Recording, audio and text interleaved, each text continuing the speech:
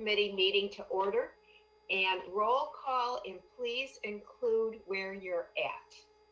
Thank you. Let's start with Commissioner Markham.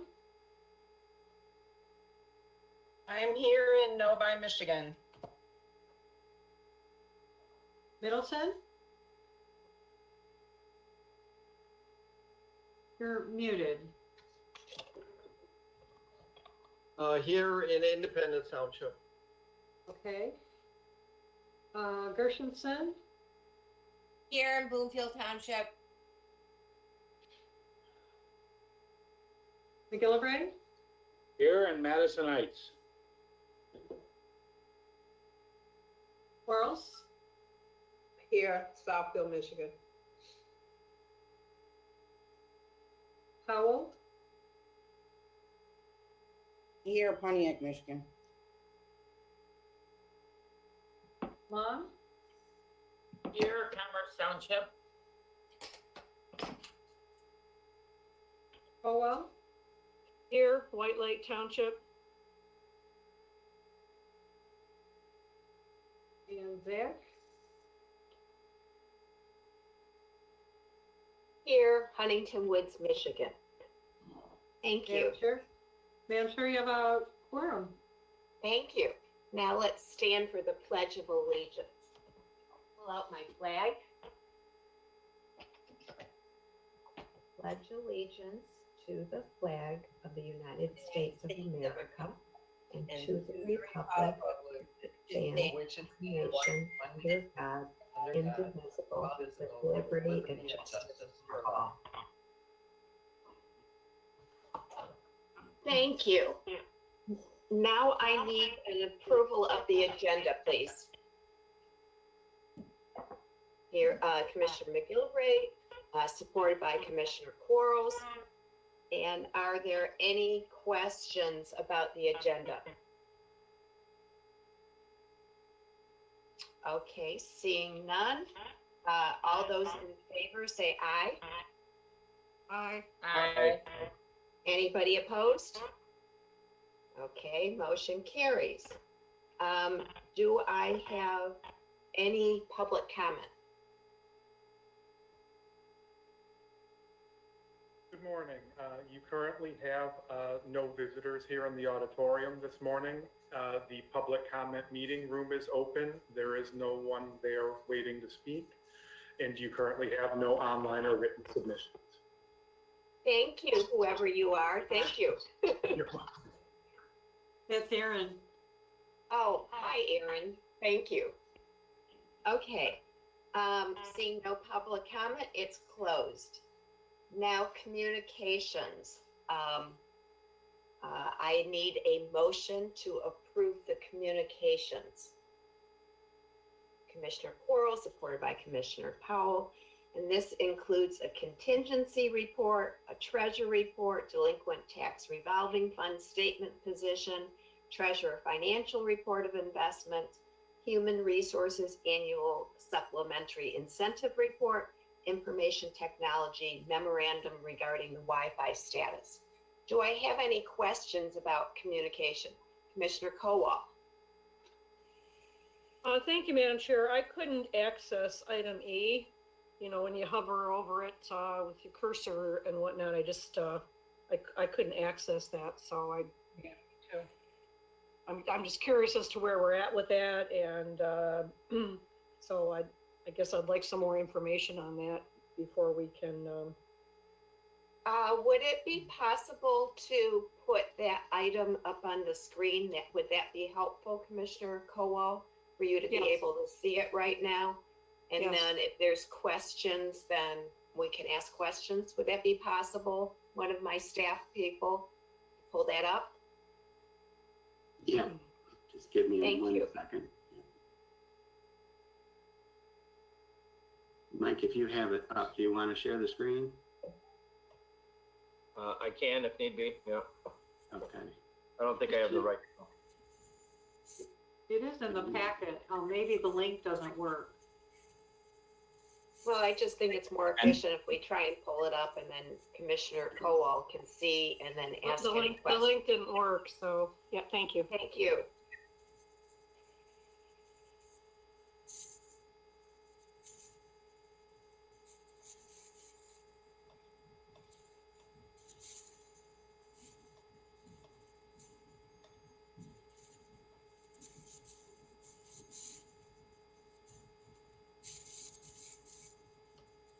Karen, looks like you have Mike Tim ready to speak too on this.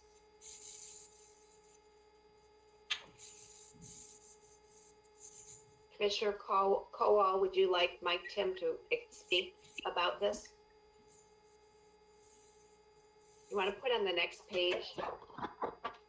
Yeah, I'd just like him to go over it briefly. I'm sorry, I realize that it is, if I scroll down, it's there, but if he could speak to it briefly, Okay, that would be Mike, great. could you, this is our head of technology, Mike Tim, welcome. I'd be happy to, Commissioners. Thank you. Yes, we're making great progress with the Wi-Fi Group A sites, which includes the 4 district courts, a large portion of the courthouse building, the 12E building, as well as a couple sections of the executive office building, conference center area. So the wiring is nearly complete in all of those facilities. The big courthouse is the major piece that we're still working through. And that includes not only the wiring in the building that had to be run, but also the installation of what we call the wireless access points, or the actual Wi-Fi antennas. So that is scheduled to be complete in the district courts this week at the Clarkston Courthouse. The other 3, I believe, are completed at this point from a wiring perspective. We are also now working on the core infrastructure. There's some technology devices that we need to install here in IT at our core routers and switches, where the network, basically the head of the network exists. So that work is going on. We did, as we went through the design and engineering piece, identified a change that we have to make to the core network that is scheduled for next week to occur on our core network. And that does cause a slight delay of about 2 weeks to the final implementation. But we will have our district courts up and running in January, and the full project is scheduled to be done by the end of February. And that is a small delay from where we had been looking previously. We're still on track from a budgetary standpoint. Thank you. Are there any questions? Thank you, Mike Tim, and thank you. We can take that down. I appreciate it. And okay, seeing no questions, I need a voice vote. All those in favor say aye. Aye. Any opposed to communications? Motion carries. Moving on to the regular agenda. Item number 1, we have a presentation, Better with Breakfast program update from United Way of Southeastern Michigan. And I want to welcome Brian Van Dorn and Sarah Gold, our project directors and managers. Good morning, everyone. I need to be made a presenter once again to share my screen. Thank you. Welcome, Thank Brian. you for that. Thanks.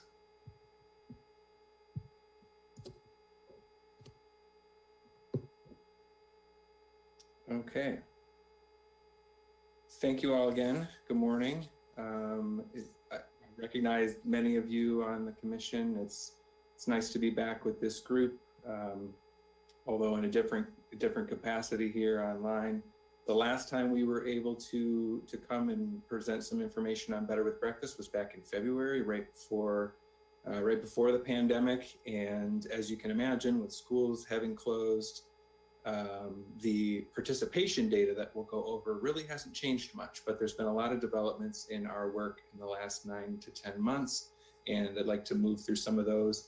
But for those of you that are on this meeting that would just like a refresher, I'm going to kind of walk us through the origins of this project and where we stand today.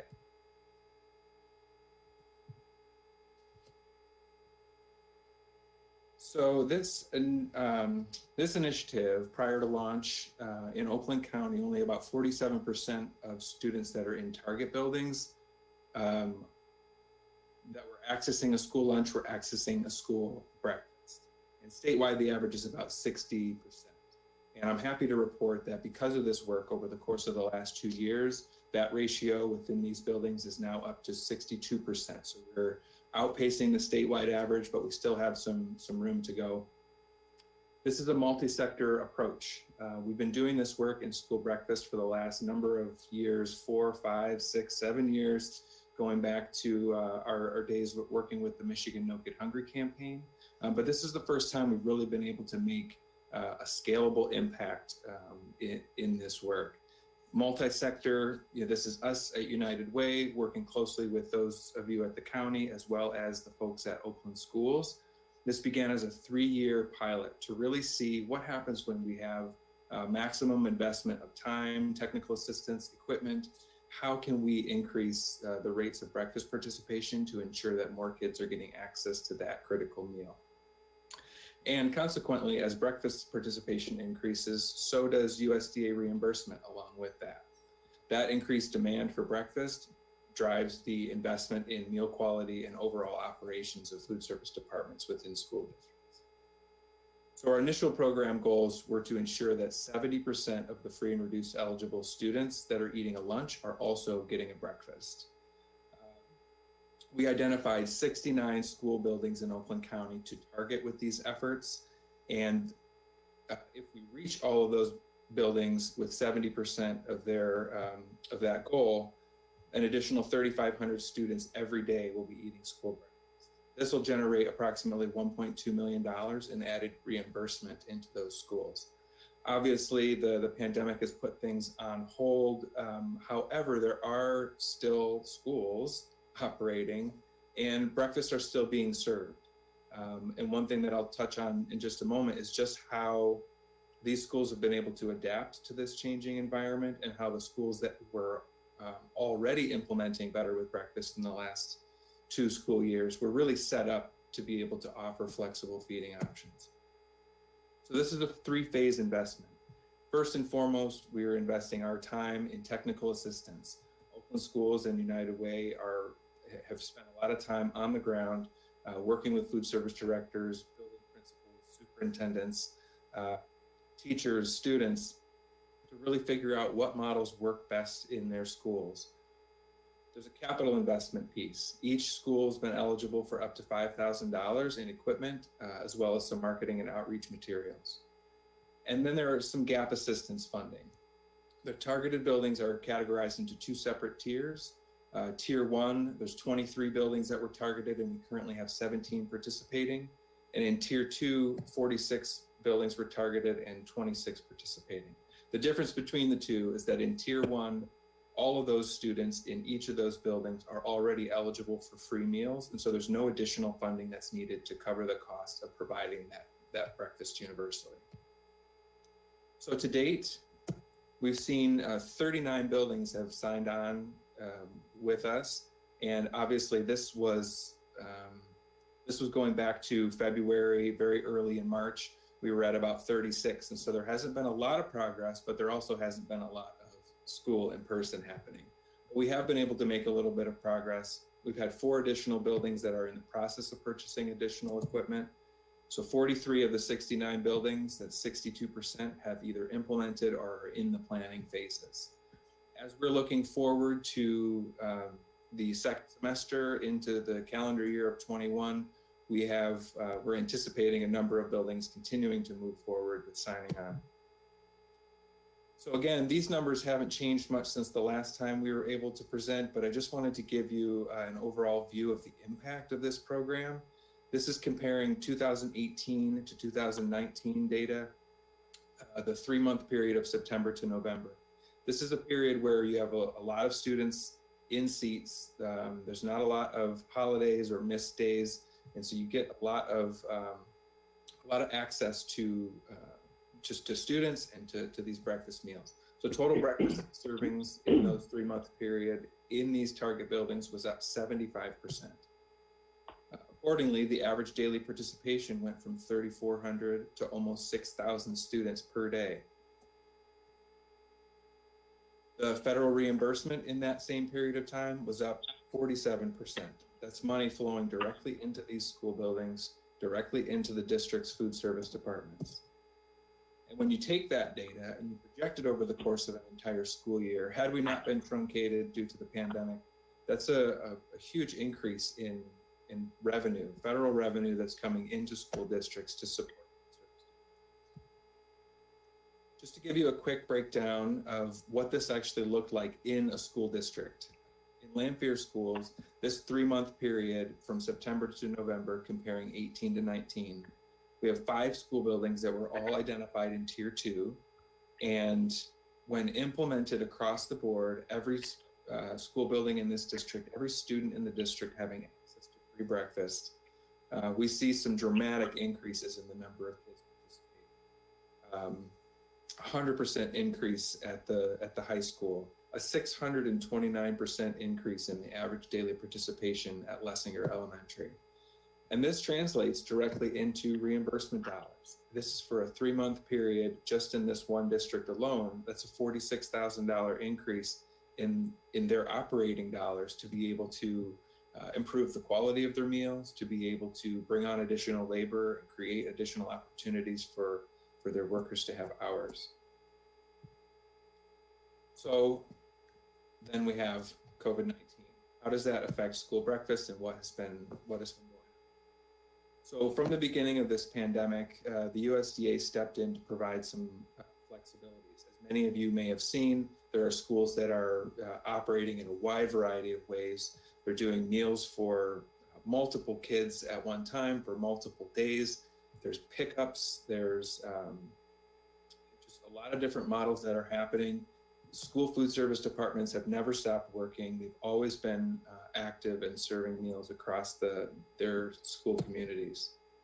And as I mentioned before, the schools that have already implemented were much better prepared to provide those flexible feeding options. They may have already had mobile carts and different methods of getting meals to kids in place. And what this is as well is an opportunity. Once schools start to resume again in person and in full force, regardless of whether schools were participating in this initiative or not, meals are, at least for the time being, largely not going to be served in the traditional way of having the lunchroom be the main congregating point for a large percentage of the student body. You're going to see a lot more breakfast in the classroom. You're going to see a lot more flexible options to keep pods of students together.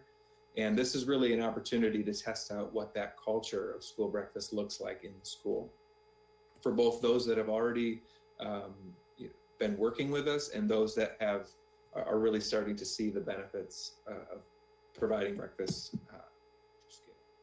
This is really a chance for us to envision the future state of what school breakfast looks like after this health crisis. I can't necessarily imagine a time where we're going to go back to complete normal. There will be a need for these flexible feeding options and ensuring that the importance of school nutrition programs on the whole continues to remain at the top of the school's priority list. So some next steps. Again, I don't want to take up too much of your time today. I recognize you have a very packed agenda. One of the things that has happened over the course of this pandemic is that we were actually granted a Michigan Health Endowment Fund award of nearly $500,000 for the next 2 school years to provide some additional evaluation and administrative funding assistance. So we'll be digging into the impact that this program has had and how we might be able to scale this to some statewide policy initiatives. We have some opportunities here to continue universal breakfast, as this project has largely been put on hold simply because of no kids being in seats in classrooms. We have an opportunity to look forward to the next couple of years. We're in some ongoing discussions with Oakland schools to see how we can make that a continued initiative while we continue to build the evaluation body and the body of knowledge around this program, and continue to get support from the Michigan Department of Education. Recently, right before the pandemic came, the Michigan Department of Education adopted Better with Breakfast as their kind of statewide marketing platform, the way that we talk about school breakfast in a consistent way, not just in Oakland County, but across the state. So that's a very big push for us, a very big win. And then we'll continue with the advocacy at the state level for ongoing support and funding. There was a point in time right before the pandemic hit that we actually got some supplemental funding in the governor's budget. Obviously, once this crisis hit and those projects had to be reeled back in, but we were there. We were so close to really getting that codified support from the governor's office, and we intend to continue pushing forward with that. At this time, that is all I have, but I really appreciate the opportunity, and if any of you have questions, I'm happy to entertain them. I will. Okay, I'm going to recognize Commissioner Middleton, followed by Commissioner Gershenson. Yes, thank you, Madam Chair. The reimbursement that you keep emphasizing, isn't that money to buy extra products? So really the school is incurring an extra expense, and this is just the money to pay that expense? Or is there incentive money built into that reimbursement that's you keep talking about? Sure. Yeah. Thank you for your question. These are operation dollars. And so anytime a school breakfast is served, anytime any school meal is served, there's a direct reimbursement attached to that. Those monies can be used in what is considered a nonprofit food service account. So it's an isolated account away from the rest of the general fund of the school district, but those funds can be used in any way that they're deemed necessary. What we're providing is the equipment. We come in with this investment of equipment, and it allows for the building to shuffle the way that they provide these meals. This is an economy of scale. They may have 5 or 7 food service employees, and if they're serving 1,000 breakfasts, they're able to pay their labor. They're able to pay for the cost of that product. But if they serve 4,000 breakfasts, it doesn't take that much more staff or operational dollars to pay for that cost. So those additional revenues go back into their program. Either they can better support the staff that they do have, or they can add additional products, or really change the way that their menu looks. Okay, but if they go from 2,000 to 4,000 breakfasts, there's more product that needs to be purchased, and that would come out of this money, right? Yeah, food cost is definitely one element of that, but there are other. Okay, do you have any idea what percent of it is actual food costs and which part is supplemental and service amounts?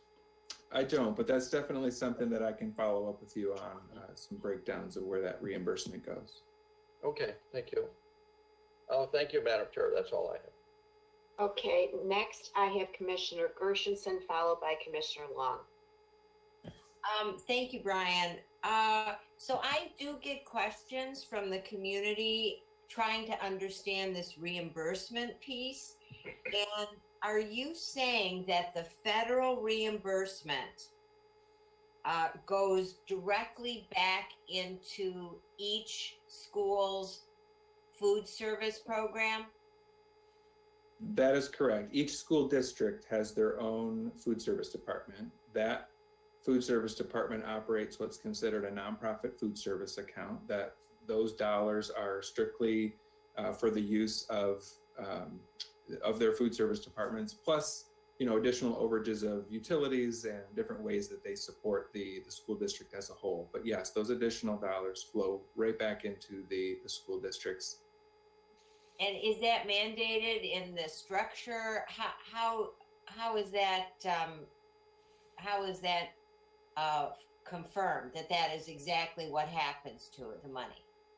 Yes, that's all legislated and mandated through the United States Department of Agriculture and administered through the Department of Education.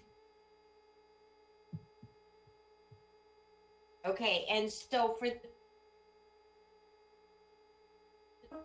sustained, what are some of the options for it to be continued? Funding. I'm sorry, Commissioner, you cut out just a little bit. Could you repeat your question? Okay. For this program to be continued, what are some of the funding options? Well, Again, in all of those tier one buildings where there's not an additional funding necessary, this program can continue in perpetuity. For those school buildings that are in that second tier or they have a lower percentage of free and reduced students, there is that additional funding piece that's needed. This project in particular was funding, in the county in particular, was funding the equipment and the administration and technical assistance of this project. Oakland Schools and some funding from us at United Way, we were actually covering the cost of that gap. So we need to do some work. We have some work to do in conversation with Oakland Schools to see if additional revenue can be generated. We also want to continue down part of the supplemental budget that we were included in the governor's budget back in the spring was going to help cover the cost of us continuing that project. So we're still hot on that trail and looking for additional funding sources to be able to continue this. The proposal on the table is for a 3-year continuation of this initiative, and we're hard at work trying to figure out how we can ensure that all these buildings that have participated or that are being targeted could continue this program for a longer period of time until the eventual, our goal is to have this codified at the state level to where we get some assistance funding from the state. But also what we're doing with this evaluation piece from the Health Endowment Fund is really trying to understand what are some of those cost tolerances, what are some of the tolerances of the district in collaboration with the state. How can we have some cost sharing at the state level and the district level to ensure that this goes on, longer term.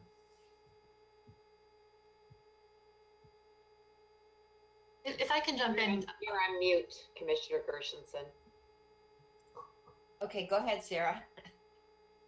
Yeah, I wanted to add to that. I think it's important to emphasize that what we set out to do from the beginning of the project here was to set a certain timeline, the 3-year pilot. We were truncated, as Brian mentioned, by the pandemic, and things changed a little bit there.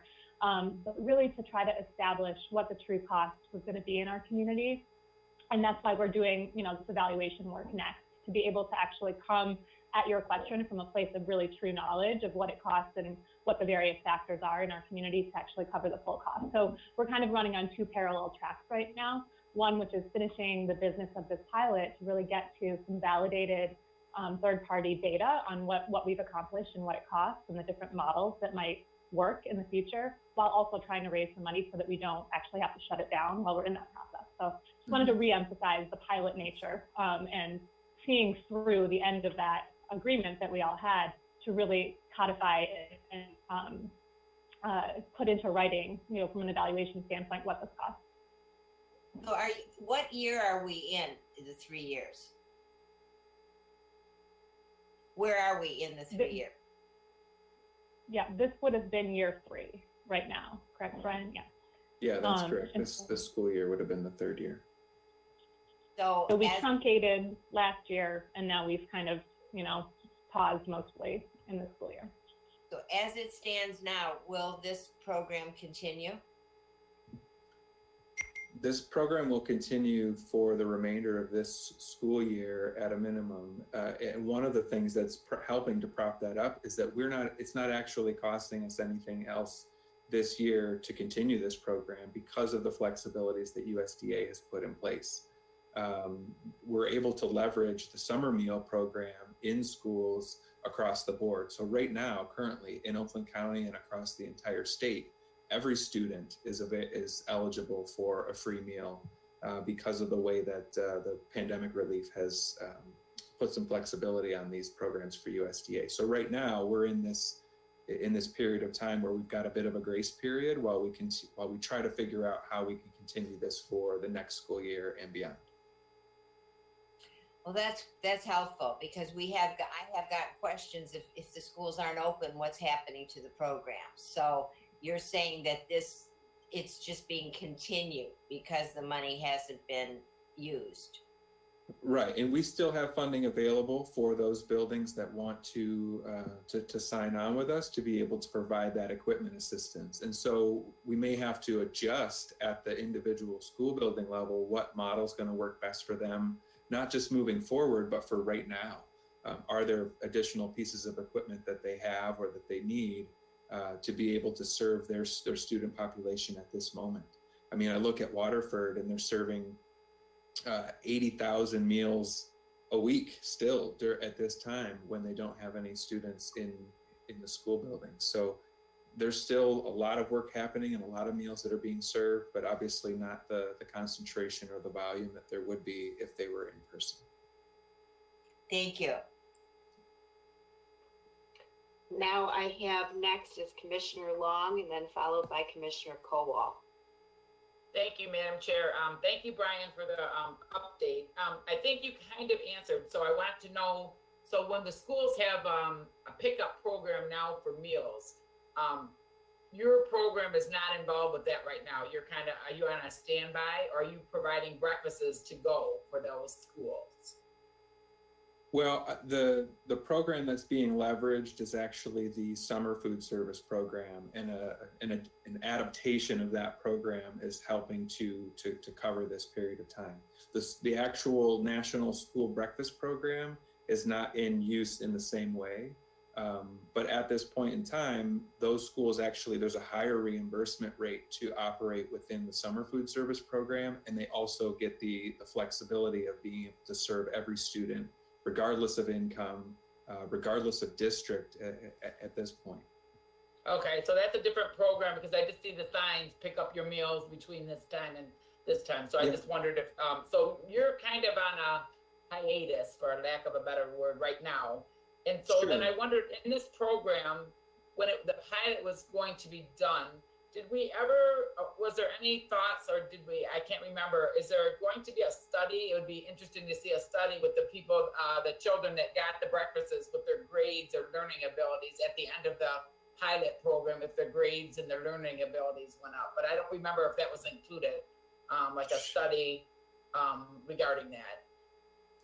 Yeah, it's something that we've always really had the desire to dig into. A study like that would really take a real long-term longitudinal investment, but we do have the ability to do some additional surveying and some qualitative analysis of, what does it mean to a family to have breakfast covered for all the children in their household.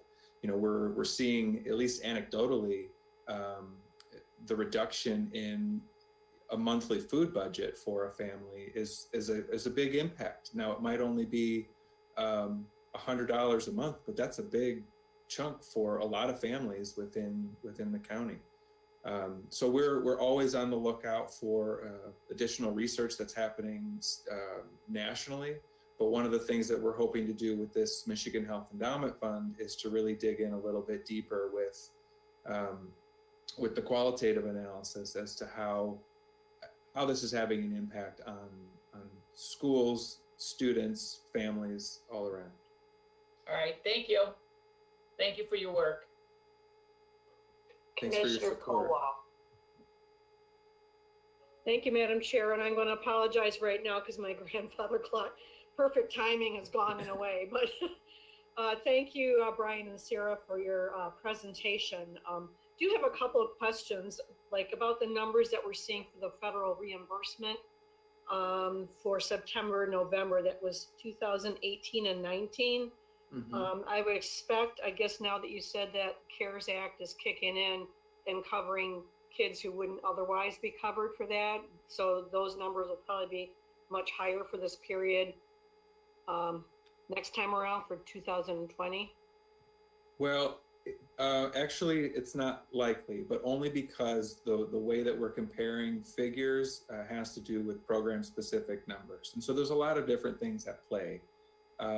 There are, on average, probably less meals are being served on a day-to-day basis simply because of the way that the program has had to adapt. However, there's another initiative that came through the Federal CARES Act and has since been extended through the continuing resolution and that's the pandemic EBT program. Pandemic EBT stepped in at a point in time when schools were completely closed, and that was meant to cover the cost. Essentially, what was happening is that there was an EBT card that was being loaded with benefits for every student in a school building that was, traditionally serving meals. Now that those kids are not able to access those meals, the pandemic EBT program stepped in and was providing a direct benefit to families.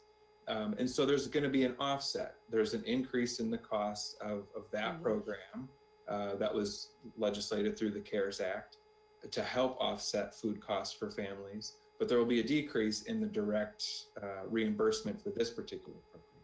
I don't know, Sarah, if you wanted to say anything more about that. Yeah, I think just to add that it's not a direct offset. I think it's important just to say that the federal government has stepped in and they've made all these different threads of ways to access food for these children and their families possible. So students so in March, when everything was shut down, a lot of families were finding a way to go pick up meals. And we saw, there was an immense mobilization on school districts' parts to get actual meals out to families to deliver them.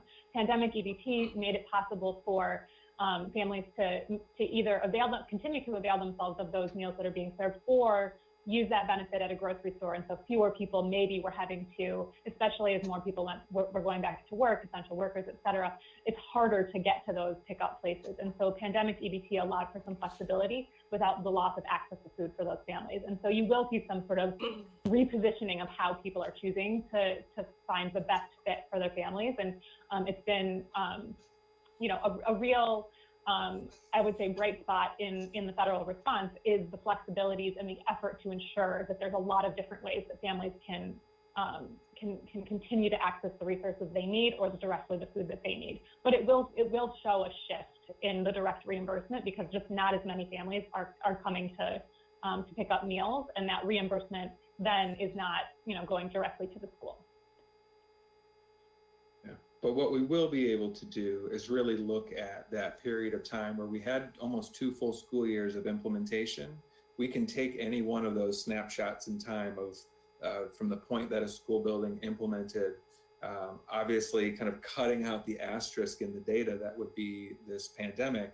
But once school and classes resume again, we'll be able to really look at the impact of that program in an ongoing way. Thank you very much. That's just kind of one area. It all kind of balances out in a way, I guess. But if you don't mind, Madam Chair, I just have a couple other brief questions. I do realize we have a long agenda. So I just wanted to ask specifically, you say that the federal funds come back to the school and it goes into the school food program. Mm-hmm. Does it go specifically for this particular program? If we're being reimbursed for the Better with Breakfast, it would go into a specific line item for the Better with Breakfast? Or does it just go into the meal fund? Yeah, that's a great question. Schools operate a number of meal programs, from the school lunch program to the child and adult care feeding program, after school programs. And so on the whole, that food service that food service program is encompassing of all of those programs. So any additional revenue would support and prop up the entirety of that program. Okay, I kind of rather see it at least accounted for in a separate, but that's not your doing, that's the school's, I guess, but perhaps that conversation be taken up where I would rather see the accounting under the Better with Breakfast program.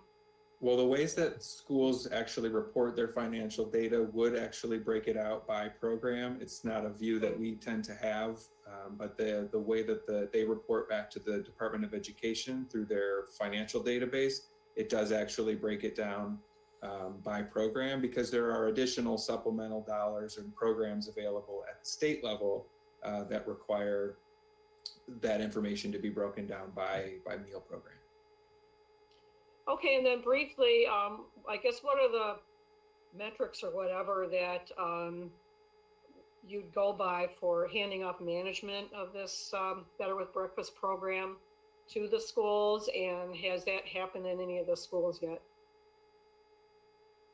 Well, in large part, the schools operate as autonomous, operators of this program. And when it comes to handing it off, once we get that equipment implemented and we work through any of the logistical challenges that operating a new breakfast model can bring, it's largely on the schools to continue that. We're always a phone call away to be able to help with anything that might bubble up, or to continue to go in and help survey, parents or teachers or even students. But the operation and the long-term operation of that program rests on the school district themselves. Thank you very much. Thank you for your answer. I'll pass. Any other questions? So Pam, do we need to take a vote? You can vote to receive and file the presentation. Okay, let's call the roll to receive and file. Oh, just a motion to receive and file in a voice vote. Okay.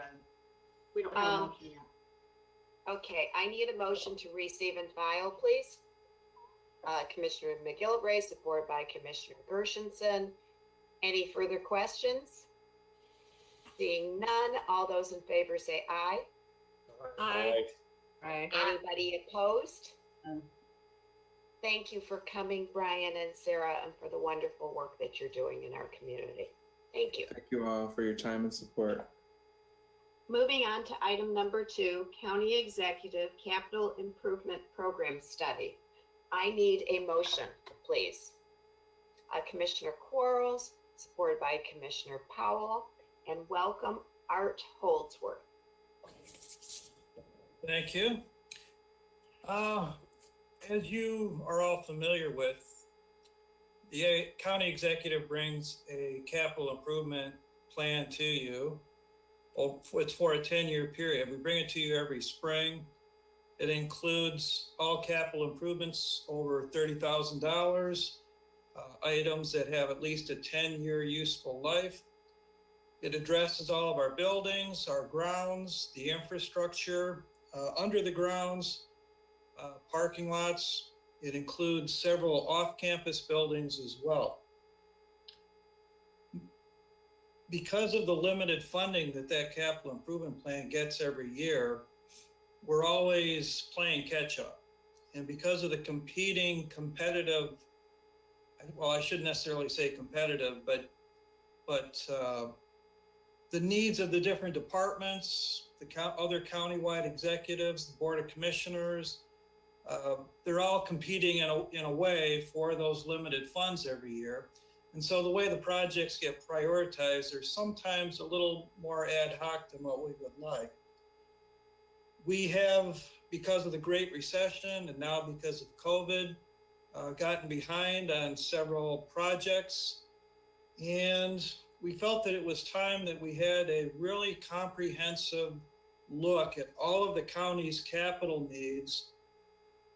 And this does not include IT, by the way. It doesn't include the WRC, but it includes all of the campus and county executive buildings and the grounds. What we have to do to catch up with the capital improvement projects, identify the future capital projects that we have to do, prioritize all those in a more appropriate manner, figure out how much the total cost is going to be, and put that in a very comprehensive plan that can then be brought back to you and hopefully adopted in some way, shape, or form. Now, as part of that, there are 3 things going on here. One is there are requests that have been out there for quite some time for new buildings. 2 new district court buildings. The sheriff's office has several large capital projects, including a new dispatch center, a training center, some major renovations at the jail. There's a new part of the new dispatch center would include a new emergency operations center as well. Because of COVID and all of the remote work that's been going on, we also anticipate that going forward, several departments may choose to continue to work remotely to some degree. For some departments, that could be a significant portion of their work staff. So that might give us an opportunity to actually decrease the total amount of office space here on campus and in some of our remote buildings. As you know, some of our buildings are 90 years old. So if we are able to reduce the overall square footage that we need, we might be able to shut down some of the older buildings that are most costly to maintain. So in this long-term cost projection that we hope to achieve with this study, we might be able to present how we would shut down some older buildings, rearrange the footprint in terms of where departments are in all the buildings.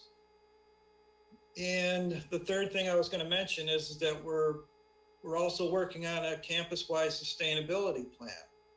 And that sustainability plan is going to come up with quite a few capital-related projects as well that have to be meshed with our capital improvement plan. Regarding one of the 90-year-old buildings, by the way, that includes our steam plant on campus. And in the next 5 to 10 years, there's going to be major renovations required to that. But an alternative is to just shut the plant down and convert the buildings that are running on steam to running independently on natural gas. So that's another part of both the sustainability plan and the capital plan that we hope to incorporate in this study here. At this point, I'll just open it up to any questions that you might have. The resolution does a pretty good job of identifying the capital needs and the process redesign that we hope to accomplish in this study. Commissioner McGilvray, followed by Commissioner Gershenson. Thanks, Madam Chairman. Art, I'm curious, the $325,000 cost of this, is this an outside firm that's doing this study, or is it all inside? No, it's Plant and Moran. They've done several projects for the county in the past. They're also the county's auditor. They have a very good management consulting group, and they're the ones that would be doing the study, working very closely with us, of course. Okay, thank you. Commissioner Gershenson, followed by Commissioner Colwell. Well, building on Commissioner McGilvery's question, did this go out to bid? The Plant Moran is a competitively bid firm. They're an annual contractor. We received a proposal for them for this project. So it did not go out to bid? Not through Mitten, no. And you feel that you needed the outside consultation? This was not something that your department could analyze and put together? We felt that it needed an objective set of eyes, if you will. Also, well, for two reasons. One was from the process redesign standpoint. Sometimes it's hard to really do a good job of process redesign without an outside expert to help us with that.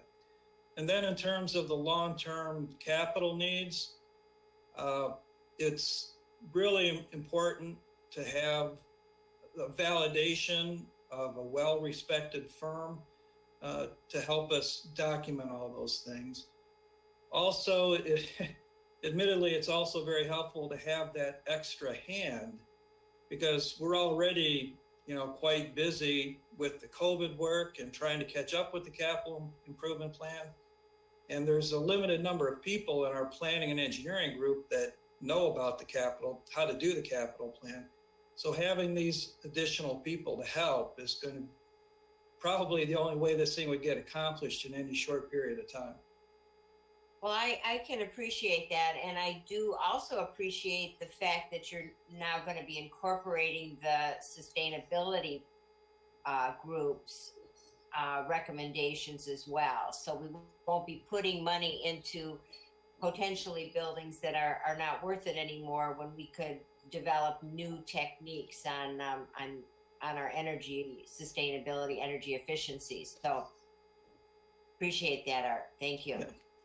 Yeah, and the sustainability study and the CIP study will be going on in parallel. So it's a good opportunity to mesh them together. Commissioner Kowal. Thank you, Madam Chair, and thank you, Art, for your presentation. And it seems to me like a pretty common sense way of going about this. Just a couple of questions that I have. Plant Moran, I understand for the financial impact and possibly for the process redesign. I'm not sure what their knowledge on the sure they'll bring in experts in construction and whatnot to help with the other aspect. And then my second thing is if you could explain what you mean, what issues and opportunities mean, and also the current state process map. Those are kind of listed under the process redesign. So the first one is Plant Moran's expertise in actual, construction and building. They have a group called CRESA, which is their construction and real estate consulting group. That's been in existence for more than 20 years. Back when we started out that Domino project several years ago, they were actually helping us with that. So they have quite a bit of experience with construction, remodeling, things like that. The issues and opportunities in the current state process map, those are terms of the trade, if you will, that Plant Moran included in their proposal. So issues and opportunity, again, this is related, like you said, Commissioner, to the process redesign, right? So what they do is they document the current processes. They look at the people, the steps, and opportunities to incorporate. Well, they first off look at the existing technology that we use. The issues and the opportunities then are where are the weaknesses and where are the opportunities to streamline things in terms of either changing how information is shared between departments or how technology can be applied to the process to streamline things. As you also are aware, the county is looking at or going to be starting this voluntary separation program starting in January. Our department alone, potentially, not that this many people would probably participate, but 20%, almost 25% of our department theoretically could take that voluntary separation program. So imagine if nothing changed in our department and we lost all those staff. Part of this process redesign, if it's successful, will help streamline how we do things. I know this is just in one portion of our department, but it's an example of how if we're able to streamline things and it becomes less labor intensive, then it's a win-win financially as well as it is for getting things done in a more timely manner. The current state process map is simply, when they document how things are currently being done. Okay, thank you very much. Commissioner Markham. Thank you, Madam Chair. Good morning, Art. Morning, Commissioner. I'm really excited to hear you talk about how you are making sure that the sustainability efforts that are taking place are married up to this plan to really understand where we're at and where we should go overall with our buildings and assets. And so I think what's going to happen is we're going to, in a year or 2 years, we're going to see a very substantial cost saving associated with all of this, while at the same time, we're improving our overall carbon footprint, which to me is what we should be doing. And I'm glad to see that your organization is looking at it fundamentally that way. I don't really have any questions for you. I just want to say that I'm grateful that you're on this path this way, and I really support what you're doing. Thank you. Thank you. Anything else? Any other questions, comments? Commissioner Middleton. Yes, thank you, Madam Chair. Art, what's the fuel source for the steam plant right now? It's natural gas, Okay, so, but it's not as efficient as if the buildings were operating standalone on newer technology and newer natural gas HVAC systems. okay. We had just improved those steam tunnels a few years ago, hadn't we?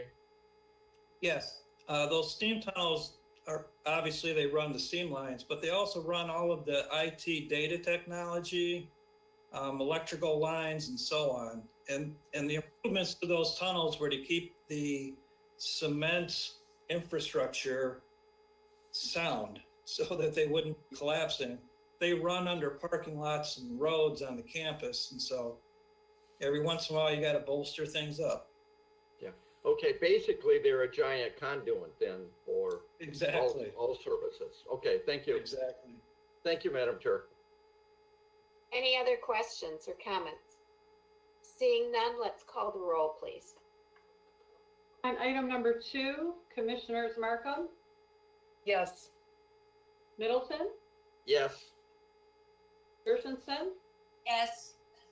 Gillivray, Yes. Quarles, Yes. Howell, Yes. Long, Yes. Howell, Yes. Zach. Yes. Madam Chair, you have 9 yeas, 0 nays. Thank you. Moving on to item number 3, Facilities Management, Approval and Acceptance of Lease Agreement with the Road Commission for Oakland County Traffic Operations Center located in the Information Technology Building. I need a motion. Commissioner McGilvray, supported by Commissioner Quarles. Do I have any, Art, do you want to talk about it, or I think it's pretty clear? Any, Hello, Yeah. it's Paul Zakos. okay, Paul Zakos, Property Management, working for facilities. I work under Art. I'm going to handle this presentation. thank you. And it's pretty straightforward. Yes, the lease for the Road Commission Traffic Operations Center has been in the basement of the IT building for many years, I think going back to '96. And basically it's been renewed on 5-year basis. That lease was up this past late summer, finally getting to this, asking for approval to renew it. We've worked with the Road Commission Legal Department, and they have asked for renewal. Basically the lease is 3 years with 2 additional options, so it's another 5-year lease. The rent is based on building costs turned by the county, and the space is about 6,500 square feet. The Road Commission has been there quite a while, as I said, and they would like to continue. So we've got the lease ready to go and would like approval. Thank you. Okay, any questions? Seeing none, let's call the roll. Oh, wait, Commissioner Quarles, do you have a question? Sure, I just Commissioner want- Quarles. Yeah, I was looking at the resolution. Is it effective immediately? Yeah. As soon as the lease is signed, the effective date will be the date that Mr. Woodward signs, and the date that the chair at the Road Commission signs. Okay, thank you. Any other questions? Seeing none, let's call the roll, please. On item number 3, Commissioners Middleton, Yes. Gershenson, Yes.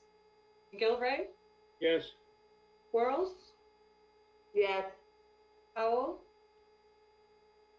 Yes. Long, Yes. Howell, Yes. Markham, Yes. Zach? Yes. Madam Chair, you have 9 yeas, 0 nays. Motion carries. Moving on to item number 4. Thank you. Thank you for coming.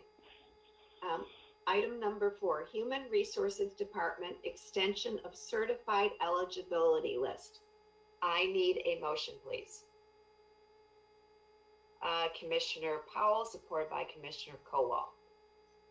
And Christy, do you want to explain what this is? Do we have Christy Slauson or? Sure. Good morning. Good Bringing before this. Good morning. We're bringing before this committee a recommendation to extend 3 eligibility lists: Correction Deputy 2, Deputy 2, and Sergeant. These are all for the Sheriff's Office.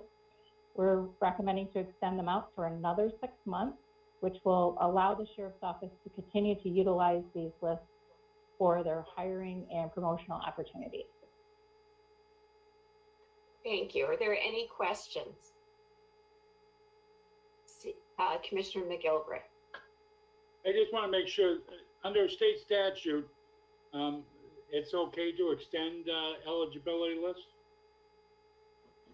Yes, under the resolution, the merit rules, this committee can extend a list out for another 6 months. So the list was in effect for 6 months, and then this committee can approve to extend it out for an additional 6 months. Okay, thank you. You're welcome. Commissioner Middleton.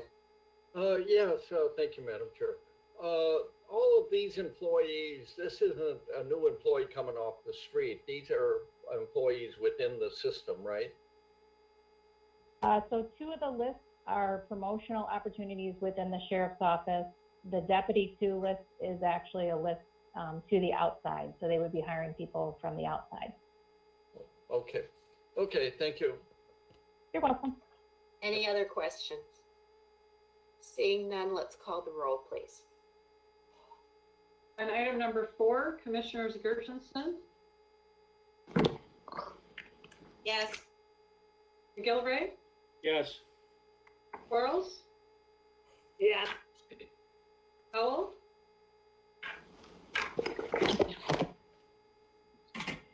I'm sorry, Commissioner Powell, I didn't hear you. Yes. Okay. Lund, Yes. Howell, Yes. Markham, Yes. Middleton, Yes. Zach? Yes. Madam Chair, you have 9 yeas, 0 nays. Thank you. Moving on to item number 5. Information Technology Motorola Emergency Call Works Contract Extension through January 31st, 2026. I need a motion, please. Commissioner Markham, supported by Commissioner Quarles. And we have Mike Tim with us today. Thank you. Yes, good morning, Commissioners. I appreciate the opportunity. Actually, the next several items on the agenda are IT related. I also want to introduce for this item Pat Coates, who many of you know. Pat is formally what we call the PSAP coordinator, the Public Safety Access Point for our 911 system in the county. And Pat spends a great deal of time working not only for the county, but supporting the county with legislation at the state level. She's very astute and very involved in 911 legislation as well as 911 technology. So as you're aware, the 911 system that we've implemented here at the county, ECW, Emergency Call Works, is the primary vendor, and they were purchased by Motorola a few years ago. So that's the connection there. And this is an extension of the software that they provide, as well as some compute infrastructure for the 911 system. And Pat, if there's additional comments you'd like to add, please go ahead. Thank you. Thank you, Commissioners, for hearing us today. This is a 5-year extension of our existing contract. the 911 network, the next generation 911 that we deployed, as you know, many years ago, we changed over from the old copper network to an IP-based network, and that required new equipment at each of the PSAPs, or public safety answering points, so that they could utilize the capabilities of the IP. We did it, I think, very economically. Prior to this contract, every PSAP had to have servers and a lot of hardware in their back rooms. They were basically independent. This allowed us to network all the PSAPs together, the county doing a host remote type of situation. So we have 2 data centers that we are responsible for, which has the bulk of the servers and all the hardware. All the PSAPs have to pay for themselves as their own hardware, basically their own PCs, monitors, etc. So this contract extension includes allowing us to continue to have service on the data centers, and also a continuation of the software. The county provides the software not only at the data centers, but on behalf of all the PSAPs. Because it's networked, it's important that they always stay on the same version of software. And in prior years, when everyone was basically independent, depending on their budget, some years software was not a priority, some years it was. So we ended up with folks on different versions. So this allows us to continue our host remote configuration, which is very efficient, very effective, allows a lot of flexibility for the PSAPs. We utilized this as we prepared our continuity of operation plans for COVID this year. If a PSAP didn't have enough staff, or if they had to evacuate their building because of contamination, they could simply go to another PSAP and sign on because of the way it is deployed. So this has turned out to be an excellent configuration. We need to extend our contract for another 5 years, as we feel this product is viable, it's working very well, and we want to continue it. Any questions? Nice to see you, Pat. And do I have any questions? Wow. Seeing none, let's call the roll, please. On item number 5, Commissioners McGillivray, Yes. Quarles, Yes. Powell, Yes. Long, Yes. Howell, Yes. Markham, Yes. Middleton, Yes. Gershenson, Yes. Zach. Yes. I'm sure you have 9 yeas, 0 nays. Thank you. Motion carries. Moving on to item number 6, which is information technology request for approval of the Michigan Public Safety Communications System Memorandum of Agreement. And I need a motion, please. Commissioner Quarles, supported by Commissioner Powell. Thanks, Mike. Yes, thank you. Thank you for the previous vote. Thank you again, Pat, for your support. So this particular item, Captain Mel Meyer from the sheriff and Jody Hall from our corporation counsel also joined me to present. And this, we have brought already 2 agreements. This is the 3rd, and there will be 1 more coming. And this is for the new radio project. And it's an agreement with the state of Michigan, the MPSCS, that we are joining radio systems with. And this basically provides identified credits that the state will provide to us in recognition of the assets that we are bringing as Oakland County into this joint project and the interconnect and interoperability of the new radio system. So if there's any questions, Mel or myself or Jody can take those. Do I have any questions? Seeing none, let's call the roll. On item number 6, Commissioners Quarles, Yes. Powell, Yes. Long,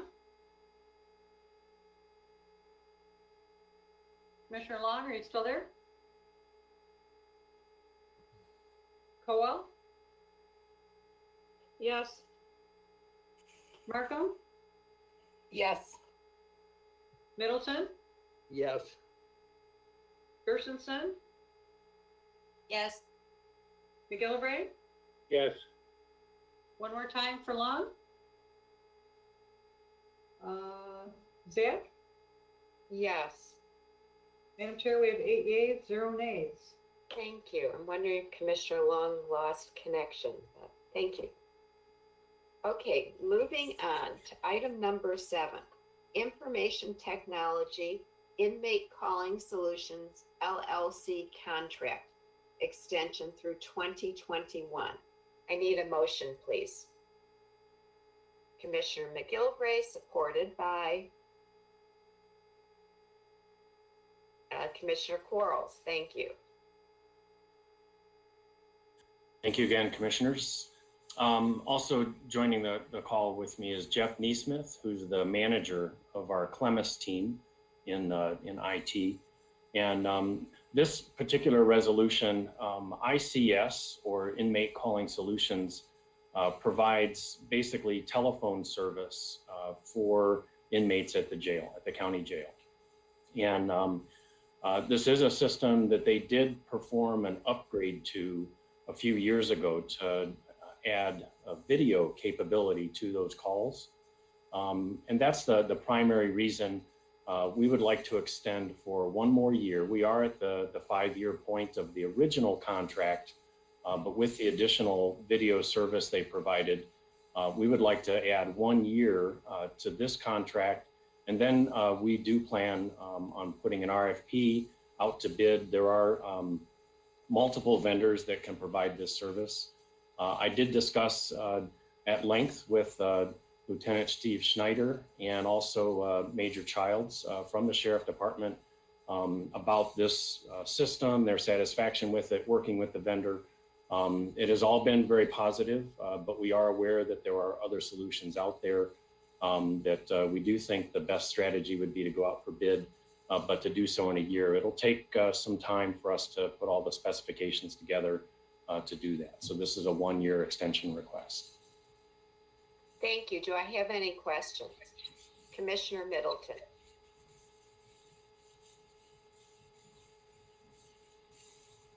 You're on mute, Commissioner Middleton. Thank you. This contract's already expired, hasn't it? I believe it expires the end of this month. Oh, I thought it was last month that it expired. Okay. Yeah, I think Okay, thank you. Any other questions about this? Seeing none, let's call the roll, please. On item number 7, Commissioners Powell, Yes.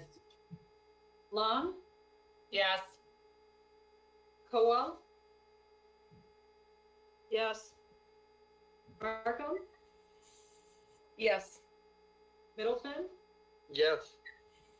Gershenson, Yes. McGillivray, Yes. Quarles, Yes. Zach. Yes. Madam Chair, you have 9 yeas, 0 nays. Thank you. Moving on to item number 8, Information Technology PayPal NPC contract extension through 2025. yes. I'm sorry, I need a motion first. Commissioner Quarles, supported by Commissioner Powell. Yes, and if I might, just a quick correction back on item 7. Commissioner Middleton is correct. That contract did expire the end of November. I was actually thinking about this next one that I'm talking about, the PayPal contract, goes through the end of December this year. So my apologies for that.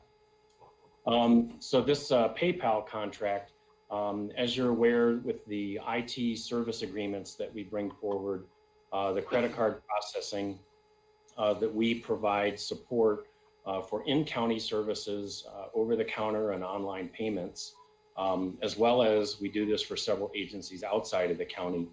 We actually use a service from PayPal to provide the encryption. So we don't process the payments through PayPal the way some of us might in our private lives. But PayPal provides an encryption service that we do use. And that encryption service is what this particular contract is for. We are in the middle of a technology upgrade to the entire platform that provides these payment services. From the very beginning of the process, online for the user, all the way through to the credit card processor. And as we go through that process, we will be going out for bid for those payment services, but that is still probably a couple of years away. So we would like to extend this contract with PayPal. It is very reasonable. It's on average costs us about $3,000 per month.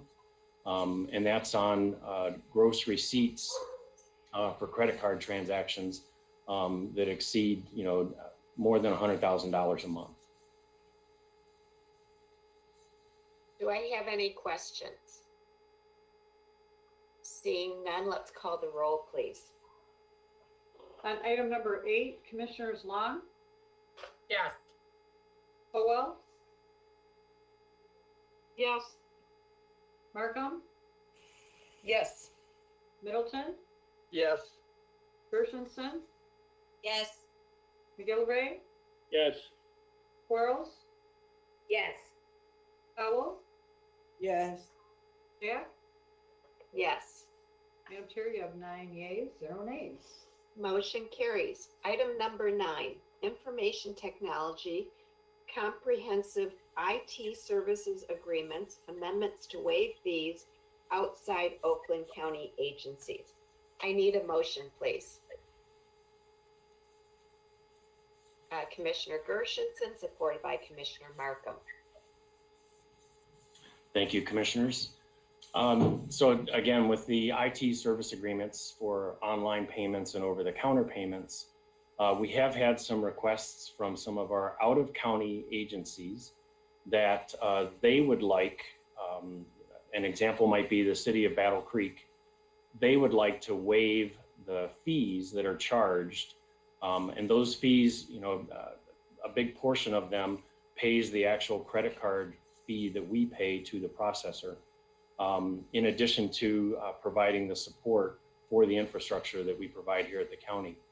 So these other entities, this resolution would allow the board chairman to sign an amendment to an existing contract that we have with those agencies, if the agency requests it. And basically there's a net zero change for the county.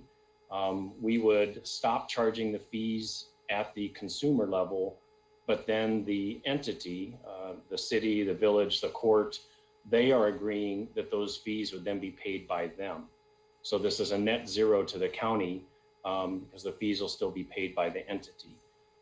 We are looking at a similar resolution to look at doing this for in-county agencies, but it is a little bit more complex in the, how the revenue is actually distributed and how the costs are distributed, and whether or not that would be borne by the county or borne by the agency. So this particular resolution was easier to craft and bring forward because it's a net zero. And at the moment, we have no requests from in-county agencies, at least not as of yet. So we are still working on the in-county.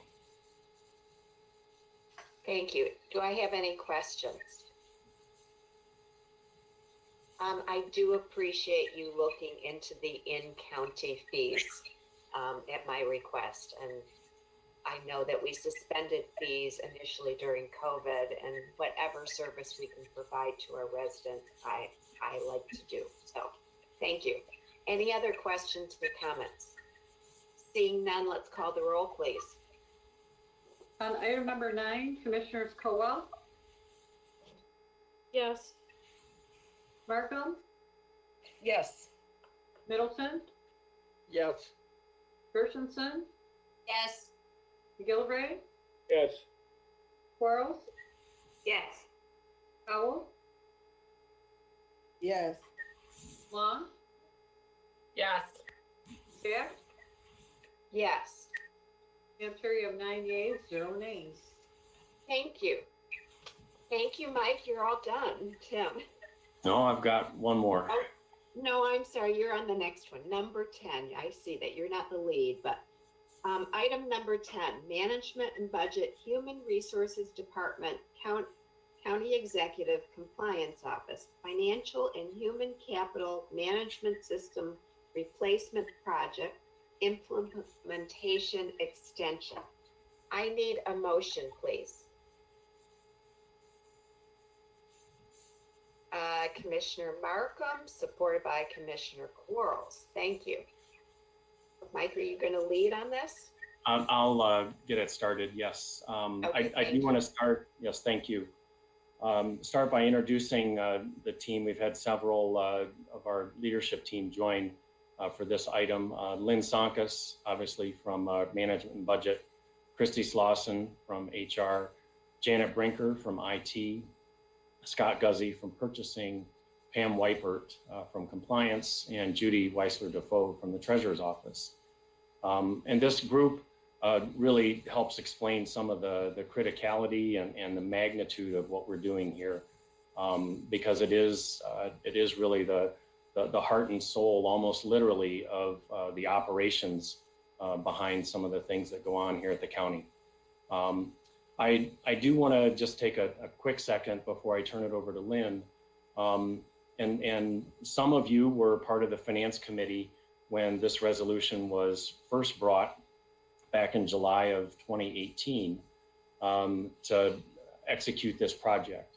And back at that point in time, one of the major reasons, one of the big pieces of this project, it's replacing our core HR and financial systems, which includes, purchasing and many other pieces beyond some of the typical aspects.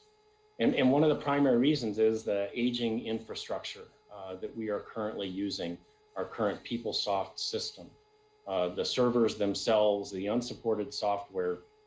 And at current aging, we are at over 14 years on the financial side and 22 years since we've upgraded the HR side. We started this implementation before COVID, and we had to trudge through it. We knew that doing this kind of work remotely it is not how anybody would have planned it, but that's what we've had to do. So we've had to make several adjustments. And if you can imagine the work with the size of this team that has to, plan out design and plan transactions and then the testing that we have to do. It's been very, very complex on its own, and even more so now trying to do it through email and Zoom calls. So we have worked through a number of issues trying to do this remotely, and we still have challenges that we'll have to continue working through. And just to be clear, we did implement the HR portion of this system. That went live in July, and it was successful. We are getting paid. We've completed our benefits enrollments. We are in the process of finishing the integration for W-2s for the first of the year. And that same team, while we were implementing Workday, has successfully processed literally tens of millions of dollars in CARES grants to small businesses, local governments, and the community. So at this point, I'd like to turn it over to Lynn for additional comments. Thanks, Mike. Can you hear me okay? Yes. Yes, Okay, we thank can. you. Okay, so this resolution is requesting an additional time extension and additional appropriation for the project itself. So with as Mike explained, phase 1 of the project did go live in July, and that was delayed several months, roughly 4 months, because of the pandemic and other challenges with this large of a project. As Mike stated, the implementation of this type of system is pretty significant. We had been on PeopleSoft Financial since 2006, and HR had been utilizing PeopleSoft since 1998. And the last time we did a significant implementation was the PeopleSoft Financials, and at that time, I have been involved personally in 2 implementations, Performance Series and PeopleSoft, and both of those implementations did go live on time and within budget. So some of the significant challenges we faced here were the fact that we were doing both HR and financials in one type of implementation or at the same time. And there is quite a bit of overlap and between both HR and the financials team and carrying this all out.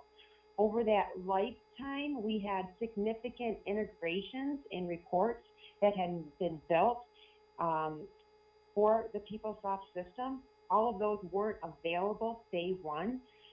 I want to say we have over 100 different integrations between the HR side and the financial side that we're working through to make sure that we can keep that efficiency without having to go, I'll say, backwards in terms of transaction processing or sharing information with our third-party systems that we need to keep moving forward.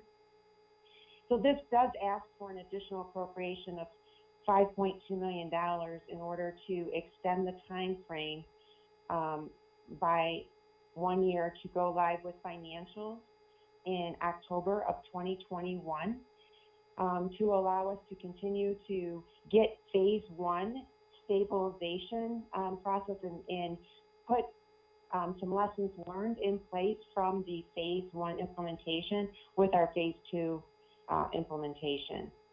The majority of that cost of that $5.2 million consists of paying for the additional services from our implementer, Accenture, and as well as the services and support that we need from our IT department to help facilitate a lot of those data extracts, integrations, managing the various tenants that we need during this implementation.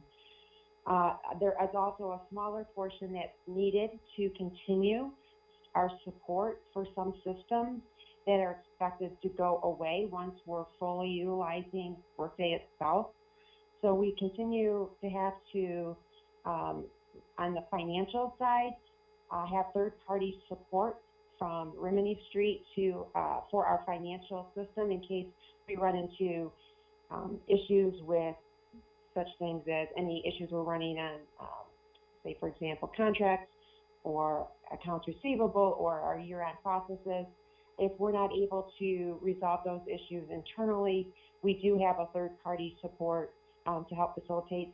And also, they also provide our support for that we're working with them now on our 1099 processing for supplier payments or through accounts payable. So this $5.2 million request is being requested from an assigned fund balance that was established with the year-end report. Initially, when we did this in July of 2018, we did have an assignment that came out of the technology. A portion came out of the technology assignment and an assignment specific to the HR and financial system capital project replacement. This is coming from an assignment titled Improving Government Services, and I'll kind of go over those various fund balance assignments with the year-end report. So we do ask for the board's support in continuing this important project, realizing that we have had some challenges related to the pandemic, including some additional workload that has come into play with implementing some new codes, if you will, because of COVID, additional hazard pay, the additional CARES Act tracking, trying to make sure that we have taken these things into account for our Workday model, in addition to making sure we're trying to implement it in 2 different systems, having to carry it out in PeopleSoft, and as well as making sure that it is compliant in Workday. I also want to thank all of the members of the implementation team that have worked tirelessly and continue to do so for this project, as well as for the support and patience in the various operating departments, because it has been a challenge, not only for those working on the implementation, but for those adjusting to this significant change in rollout of such a, I'll call it more behind the scenes type system. It's not something that usually gets a lot of glitz and glamour for an ERP system, but it is a system that is very important to managing county operations. So if there are any questions, we'd be happy to take those at this time. Do I have any questions? Commissioner Kowal. Thank you, Madam Chair, and thank you, Lynn. I know this is a massive undertaking, and I appreciate everybody's sticking with this and implementing this new program. Just wondering, don't we build some contingencies into the costs of these things, and realizing obviously that 5.2 million would be way beyond that. And I guess I'm just a little bit stunned at the 5.2 million, because it's almost half the cost of the initial 13.8 million. That it's costing us more now to implement this this whole program. So you kind of explained it, but and then I guess I'm just a little bit stunned by the amount that it's extra that it's costing. Hoping that the CARES Act funding will cover some of that. And was any of this covered by any contingency funds that we set aside for overruns on this? So with the first implementation, with the first resolution, there was some contingency built in. I think as I had stated, the sheer volume of the integrations involved, including the integration back to from HR Workday into PeopleSoft Financials, was more significant than we could have ever realized. So that contingency amount did get utilized. We did have to bring on some additional resources through IT to help facilitate a lot of those integrations and managing all the different things that were happening concurrently. Like I said, I don't think, had we known, I would say the sheer volume of that, in addition to the pandemic itself, doing both the HR and financials at the same time versus only having had that experience of dealing with one system, meaning the financials in the past, I think has caused the biggest significant change here. This is something that I'm sure we would all rather have behind us at this point, but I mean, we're hoping that the dollar amount here, we have built in some additional contingency to make sure that hopefully we don't need to utilize all these resources, but we want to make sure that we do it thoughtfully and get it right and plan for some additional time to work through with the departments to make sure that they have a good basis before we, I'll say, turn on the switch for the financial side. It was a little bit, I'll say, and Christy can jump in, it was a little bit nerve-wracking for the HR implementation, just with the sheer volume of the number of remote training classes and the train-the-trainer approach, making sure that everyone was set for the initial phase 1 go live. And we want to make sure that we build in enough time and support to make sure that we don't run into having to triage issues for the phase 2 financials go live. So yeah, it is a significant amount. We realize that. Unfortunately, I mean, we haven't had the experience in the past with the ERP implementation on the financial side where we had to extend or request additional funding, but ERP systems are somewhat notorious for their complex implementations and requiring additional resources, unfortunately, to carry out the program. Okay, thank you very much. Thank you, Lynn. Commissioner Gershenson.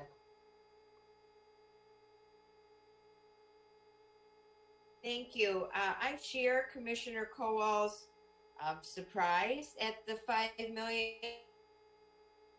And I suppose it's a learning experience for members of finance that these sort of updates and changes can be more costly than we originally thought.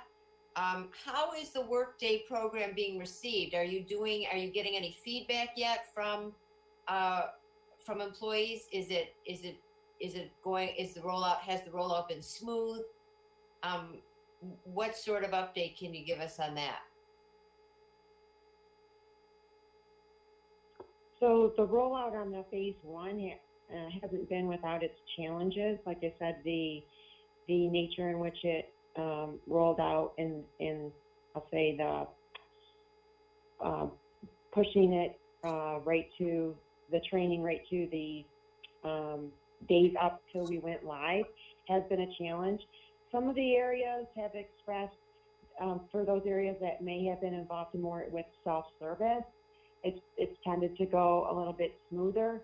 Those areas with larger operations or where they had more timekeepers involved versus employees doing self-service, it has been in fact more of a challenge and we've had built in additional integrations to help facilitate some of those data entry points.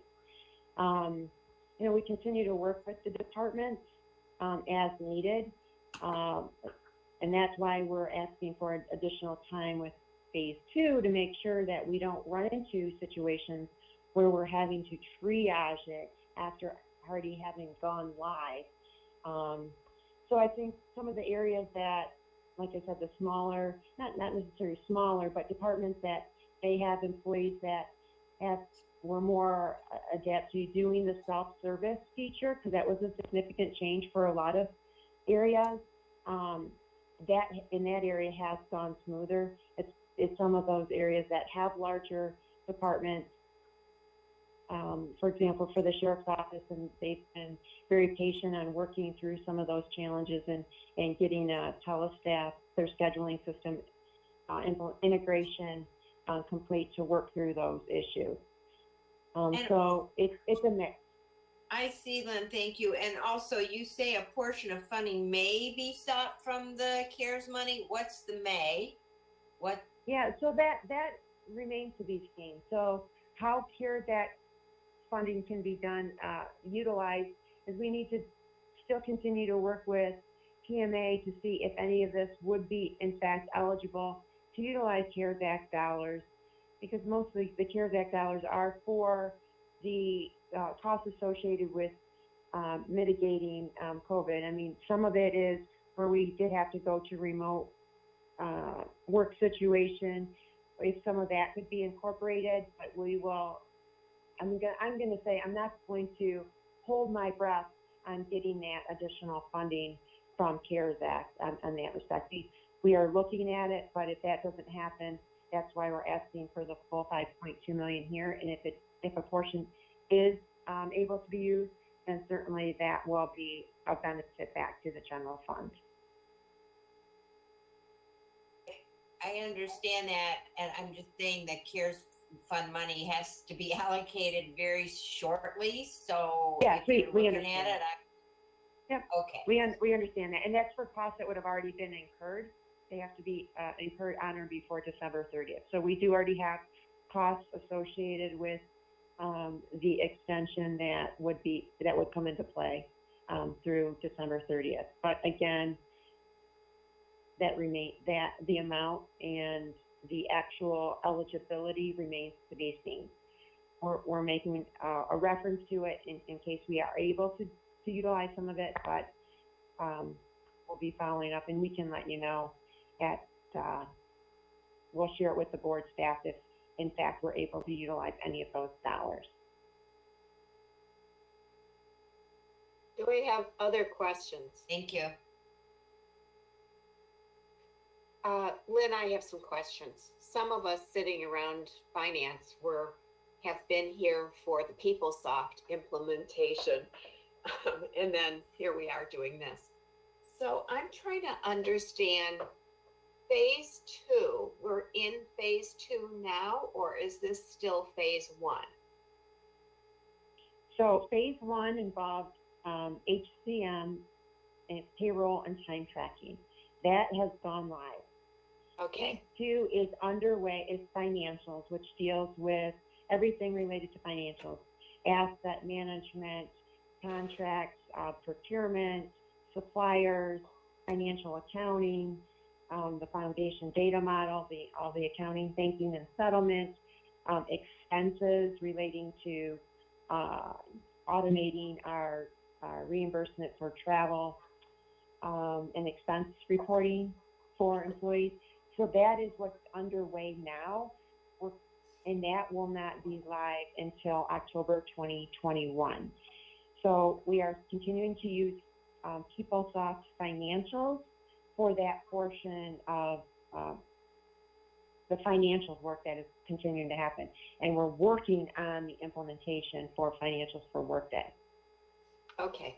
And then, so this cost overrun, just a guesstimate, how much is caused by the COVID, the remote working of the 5 million? How much of it, would you guesstimate? So for a guesstimate, I mean, we were looking at initially if the initial extension when we moved phase one go live, that added roughly around, I want to say 300 and, I'm remembering here, roughly $322,000 to extend the phase one implementation. And then the phase two, we don't have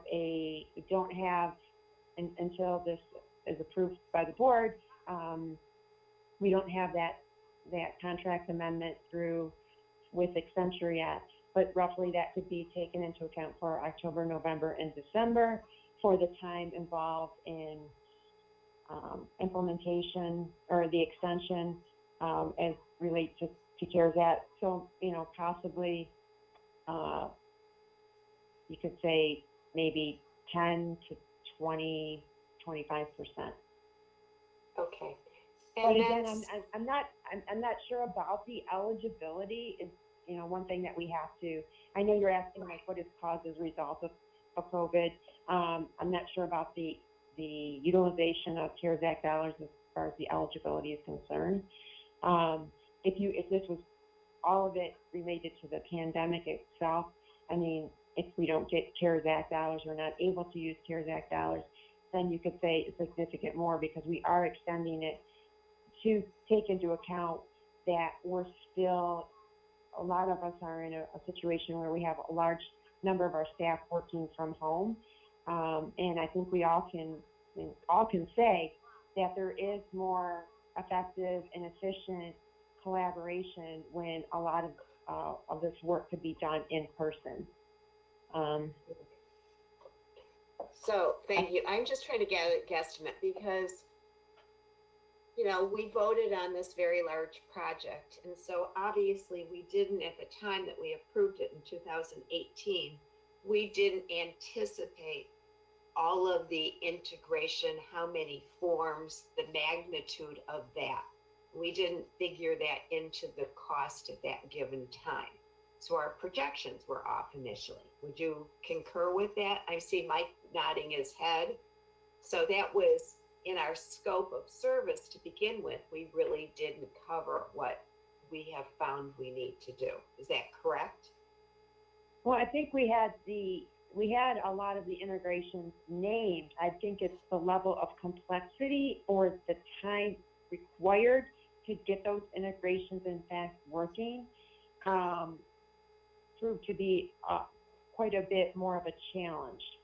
Just the sheer time of, because of all of those happening in a concurrent time frame, and also utilizing, that you're trying to use the same resources, all the same resources are being used for, and being, I'll say, needed around the same time. All this being happening on a concurrent basis. So yes, a lot of these were already names, but again, I think it's more related to the sheer volume and the complexity of some of these integrations that weren't all available on day one with PeopleSoft.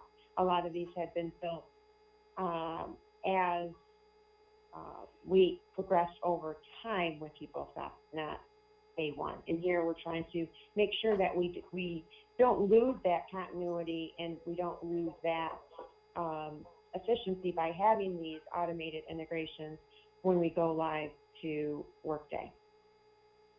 Okay.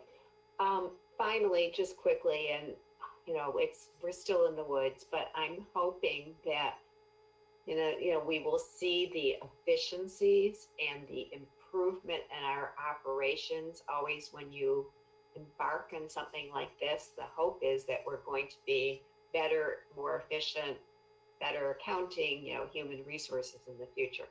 And I do want to thank all of you, the whole team, for everything that you're doing during COVID. It's really amazing. So thank you. Any other questions or comments on this?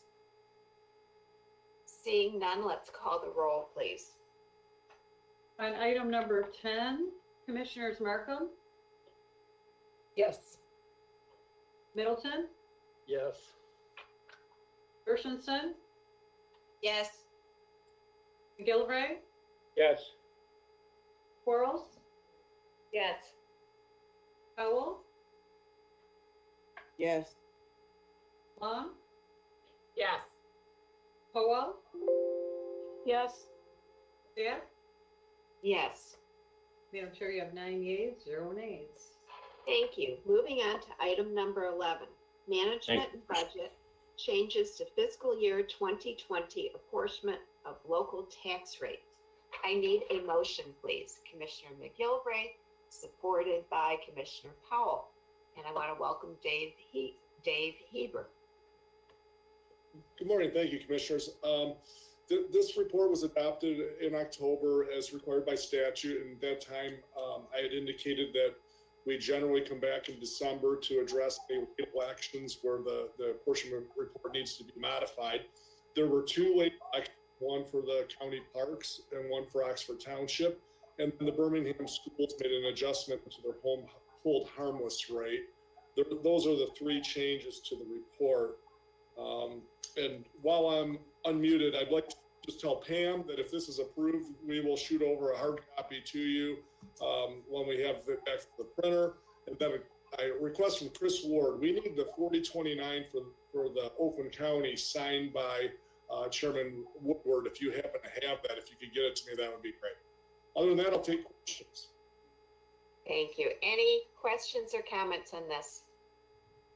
Seeing none, let's call the roll, please.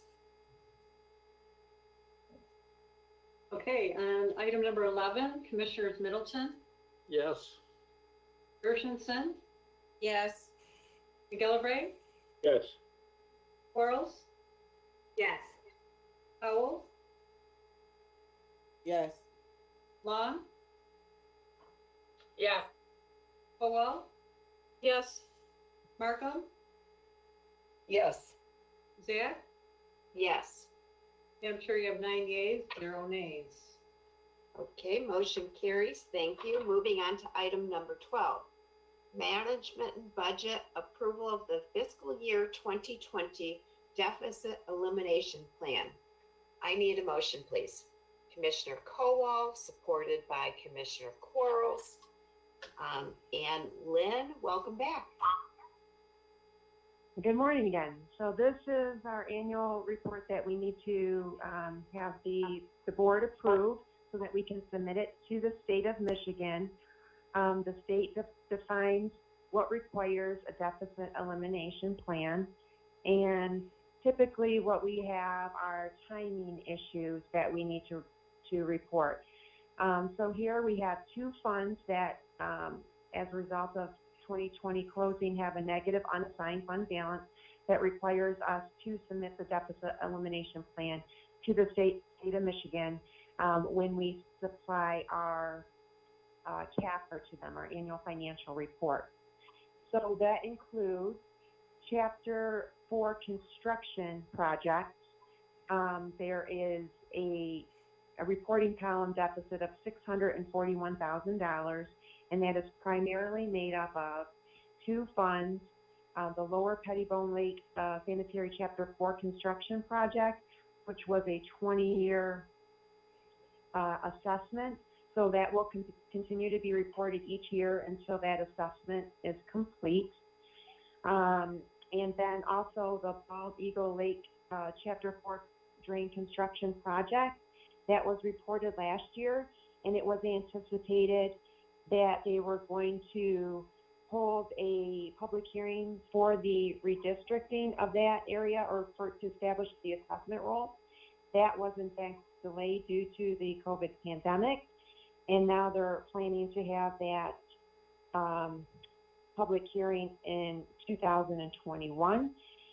They anticipate once that they get that underway, that the estimated project cost is approximately $850,000, and that will be financed through a sale of bonds or a loan, and will be repaid over with a 10-year assessment roll. So they are anticipating, the Water Resource Commissioner is anticipating that this project will be hopefully financed in May 2021. The other reporting column that we are experiencing a deficit that needs to be reported is within the special revenue funds with the Water and Sewer Act 342 construction project. This has to do with, there's a reporting deficit of $291,000, and there's many different projects or funds within that reporting column.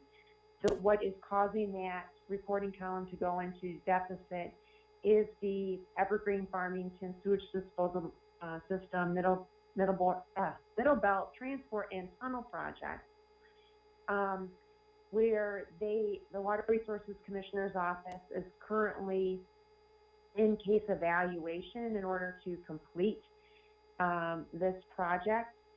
An accrual liability has been recognized of roughly $4.9 million, and that is what's causing the $4.5 million deficit within that fund. They did plan for, I'll call it a worst case scenario, anticipating that that liability is established for all possible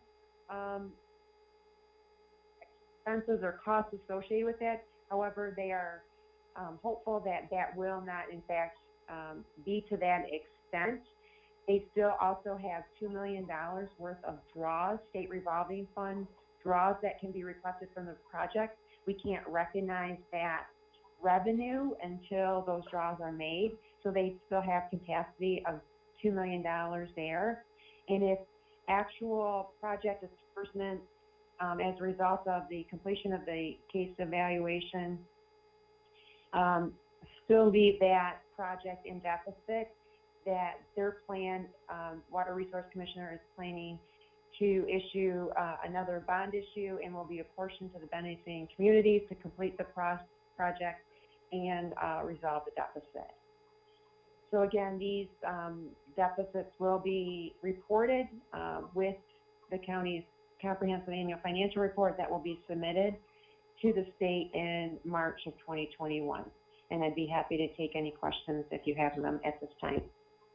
Any questions? Seeing none, let's call the roll, please. On item number 12, Commissioners Gershenson, Yes. McGillivray, Yes. Quarles, Yes. Powell, Yes. Long, Yes. Howell, Yes. Markham, Yes. Middleton, Yes. Zach. Yes. Madam Chair, you have 9 yeas, 0 nays. Okay. Moving on to item number 13, Management and Budget Fiscal Year 2020 Year-End Report and Budget Amendments. And welcome back, Lynn. I need a motion, please. Commissioner McGillivray, supported by Commissioner Quarles. Thank you. So this is lucky number 13. So this is the result of the 2020 year-end report.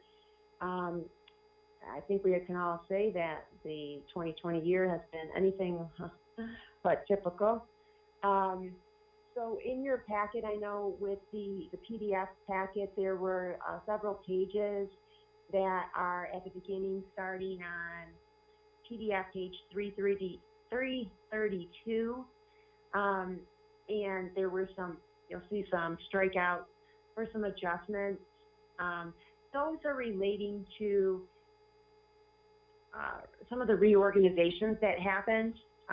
So if you look at PDF 339, you'll see that there is a strikeout of the department ID that's being associated with some of these items. So for example, Children's Village changed from being under health to being under public services. We continued the reporting, the financial reporting in 2020 under health, and when we carry this over into 2021, they'll be under public services for financial reporting. So a lot of those changes are just pure department ID updates to account for some of these reorganizations that have taken place. So I will proceed to go over the transmittal letter, which starts in your packet, your PDF packet on page 346. So overall, it can taking into account general fund, general purpose operations, which includes the general fund and the child care fund. Overall favorability was experienced in the county of roughly $6.6 million. And that also does in fact include the encumbrances or the outstanding purchase orders that were in place at the end of the year. This is made up of revenue unfavorability and expenditure favorability. So in dealing with the various revenues, as you see from the transmittal letter, a lot of these items continue through from the third quarter forecast quarterly report. They're itemized here with property tax revenue continuing to be favorable due to the slight improvement from what we had budgeted to where we ended up with our equalization report for 2020. So we have favorability of roughly $1.3 million in property tax revenue. Our federal grant revenue was favorable primarily due to the additional revenue that was received in the health area for Medicaid outreach activities. The federal grant revenue associated with CARES Act, I'll get to in a moment here, but we did receive the $219 million for CARES Act. Not all of it was utilized in 2020. Roughly 90 million of that was recognized in 2020. And then you'll see with Schedule C of the budget amendment that we had to adjust the timing and recognizing that those expenses were going to be incurred in 2021. So we moved the appropriation from 20 to 21 to account for those continuation of the CARES Act funding. We did receive all of that 219 million. We can only recognize based on the eligible expenses that were incurred as of 9/30. So we didn't have the ability to recognize all that revenue in 2020. Our state grant revenue was unfavorable, and that's mainly in the child care subsidy revenue, which is more than offset by the expenditure favorability in the child care fund. Other intergovernmental revenue was favorable, roughly $1 million, and as discussed during the third quarter forecast, much of that favorability is attributed to the one-time excess distribution that was received in the line item called local community stabilization share. As we know it better, this is related to the personal property loss reimbursement from the state. The state makes the distribution once a year, or I'll call it the regular distribution in October. We recognize that. And then if they have any excess distributions, which we, again, don't like to, we don't budget to count on those excess distributions, but when those excess distributions occur, they occur in May of the subsequent year, and we did receive roughly $1.2 million in May 2024, the personal property tax loss reimbursement. Charges for services were unfavorable. I think with the third quarter, we were roughly 2.4 million projecting to be unfavorable. We ended up just about $2.8 million, and those items are itemized on that under that category. The other large item that I want to talk about is the investment income. We did experience, again, favorable investment income. Primarily, we had a large, we do make a market rate adjustment depending on the values of our investments as of 9/30. We did have a significant market rate adjustment for one of our items that we hold. We hold the last item, $34 million principal amount for our retiree healthcare bonds. That's a $34 million par value, and I want to say at the end of 9/30, 2020, it had almost a $40 million market value, so that's included. And as well, we did get that $219 million. We, have that in some, because the timing on which that money has to be spent, and some relatively short-term investments, but we did earn interest on that funding as well. As far as expenditures are concerned, we had experienced quite a bit of favorability just because of the, I'll say, atypical year we experienced here with the pandemic. Personnel just within the general fund, we experienced roughly $9.8 million in favorability. And keep in mind that does reflect and include the fact that we did have roughly $12 to $13 million in hazard pay that was incurred at that same time, and we did realize still the $9.8 million in overall favorability in the personnel area. We had some significant controllable operating expenditure favorability, internal support and transfers, again, related to a lot of it could be departments having to try to manage their operation facing the pandemic, not able to necessarily carry out all of their goals and objectives for their various areas. And we do see some of that reflected when we get to the carry forwards. There are roughly $14.1 million in carry forward requests that were submitted and included in this year-end report. Going on to the resolution itself and getting into the fund balance assignments and where we ended up with the general fund. So I'm going to reference the PDF number. And PDF 350 starts the resolution as it was submitted with the packet. There are a number, as we do with the year-end report, we specify all of the dollar amounts that are being assigned, making adjustments as needed for the various departments that need to be maybe trued up in one of the reporting categories. We didn't have any departments that went over budget on an overall basis. They were mainly within one of the three controllable reporting categories. And those controllable categories are personnel, operating, and internal support.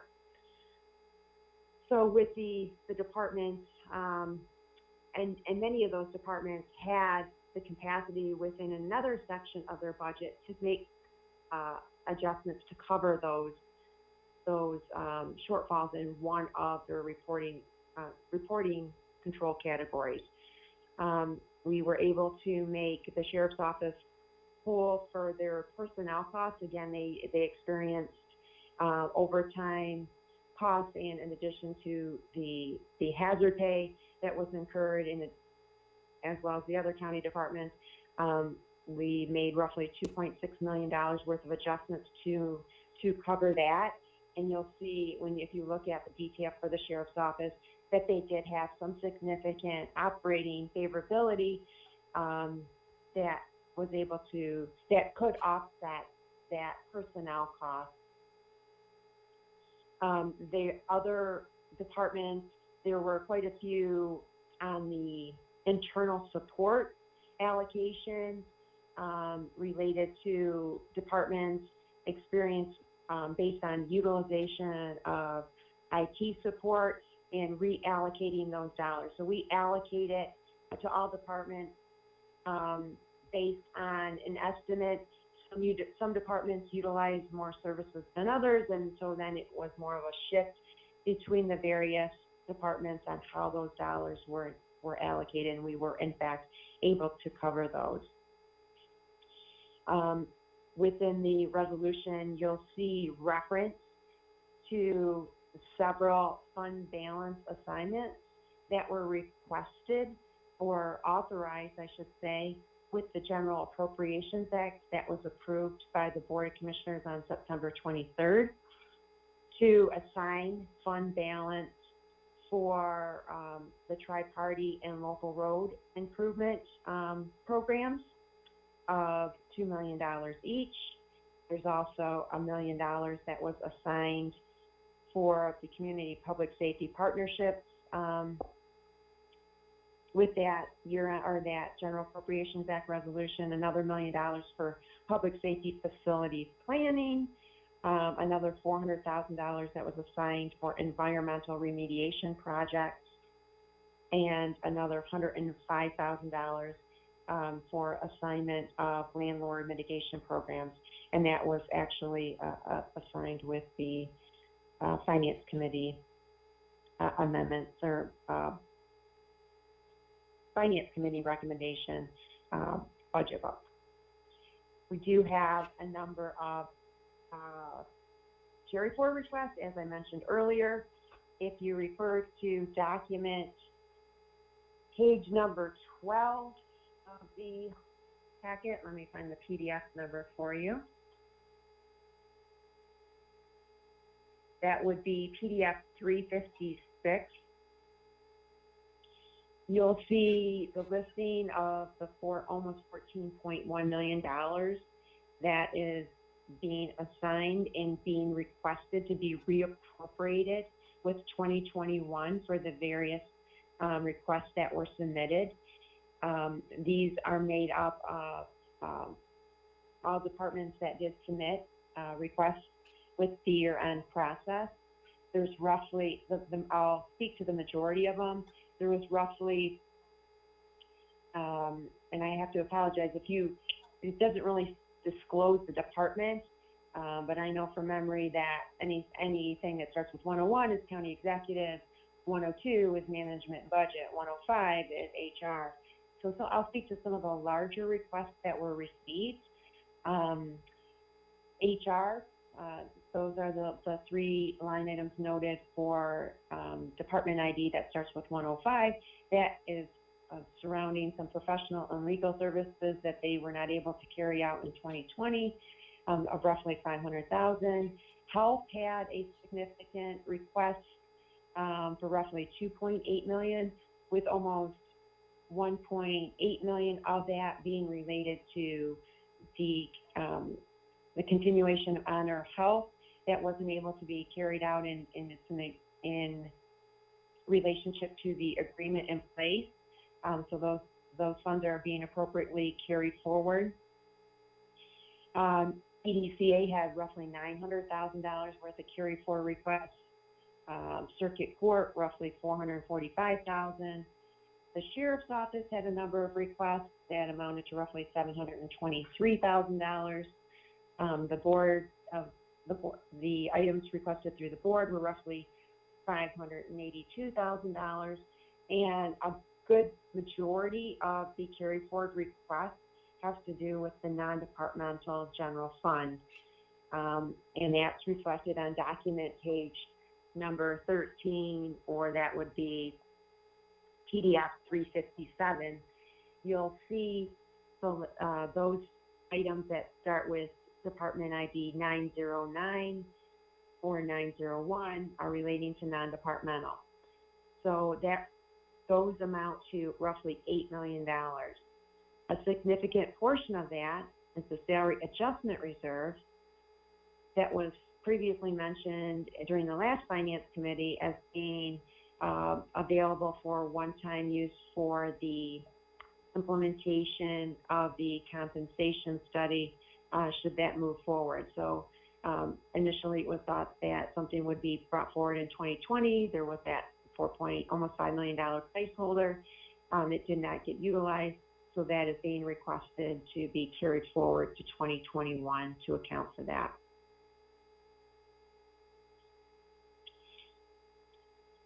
So I'm going to go into next on the fund balance assignment, but and keep in mind that fund balance assignments are just in fact that a placeholder. They're not an authorization or an appropriation to spend. The only thing within the body of the resolution that is being requested to be reappropriated with 2021 are the carry forwards and the encumbrances, which are the outstanding POs in place.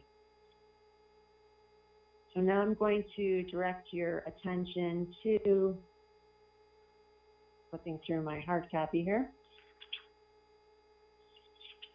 The results of the general fund equity and the various assignments. So I'm looking at document page 53. And I'll scroll down to find the PDF section.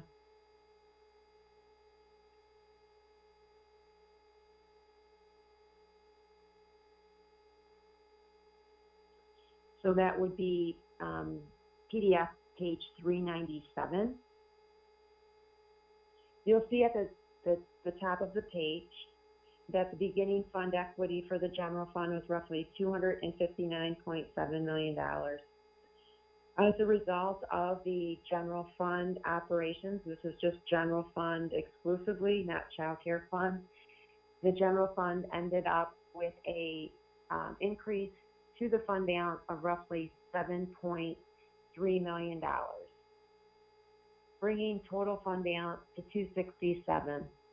$267 million. Now again, there's roughly $14.1 million that's being requested to be reappropriated in 2021, in addition to roughly $560,000 worth of encumbrances or outstanding POs that's being requested to be reappropriated in 2021. So that will impact the immediate, if this resolution goes through, this will impact those requests will be reappropriated and have an automatic utilization in 2021.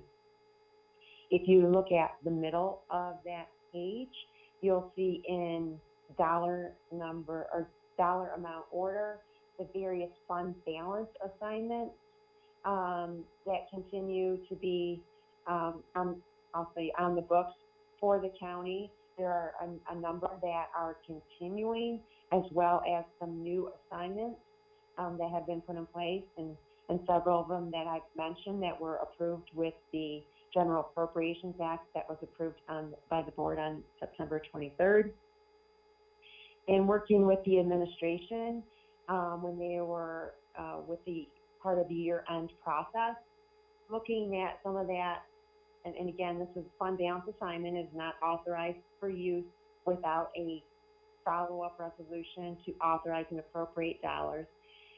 But they created some high-level assignments related to items that were reflected in the county executive budget message, talking about the establishment of and the goals and objectives to make sure that fund balance is only utilized for one-time type activities and relating to investing in Oakland County, the Oakland County economy, the protection and advancement of employees and residents, operational improvement related to government services, making sure that we utilize and establish, I'll call it a rainy day assignment, in conjunction with the $10 million that was assigned by the board with the General Appropriations Act entitled the Budget Stabilization Reserve for $10 million. So those are outlined there. And then the next page, document page 54, PDF 398, this is something that you have seen in the past that shows the utilization of fund balance during 2020, the year-end adjustments that were made to establish the new fund balance assignment. And you'll notice that first column there, the county executive administration asked for some of these assignments to kind of be grouped, if you will, into some of the, because some of these fund balance assignments are very specific. They were wanting to categorize these into some higher categories, if you will, relating to those items, such as improving government services, investing in the Oakland economy, protection and advancement of residents and employees, and establishment of rainy day reserves. In addition to things that would be outright utilized initially with the budget, for example, the carry forward, any remaining amount that was still in the account called plan use of fund balance.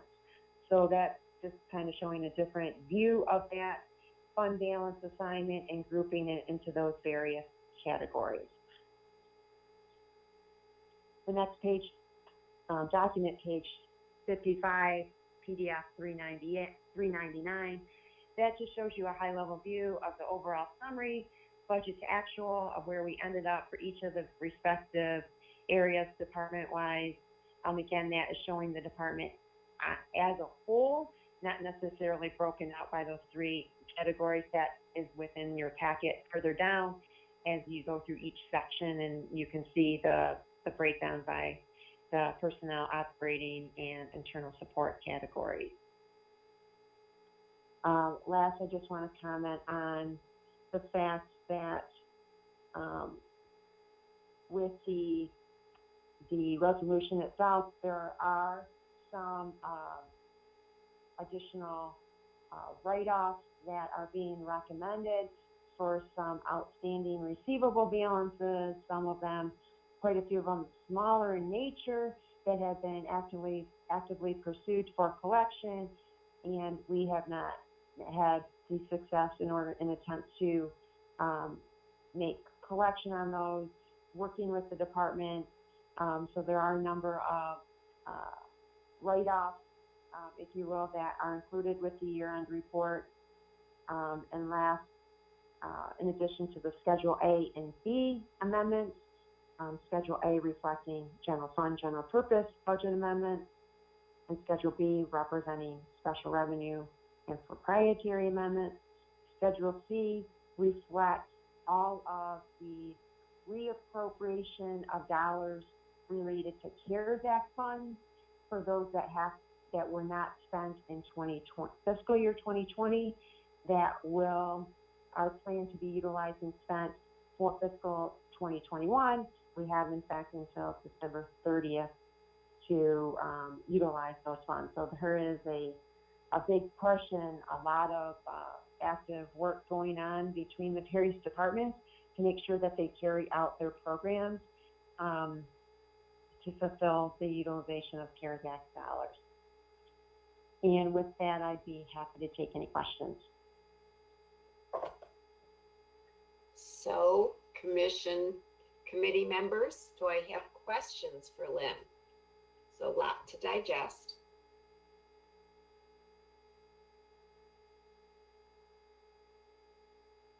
Commissioner Colwell.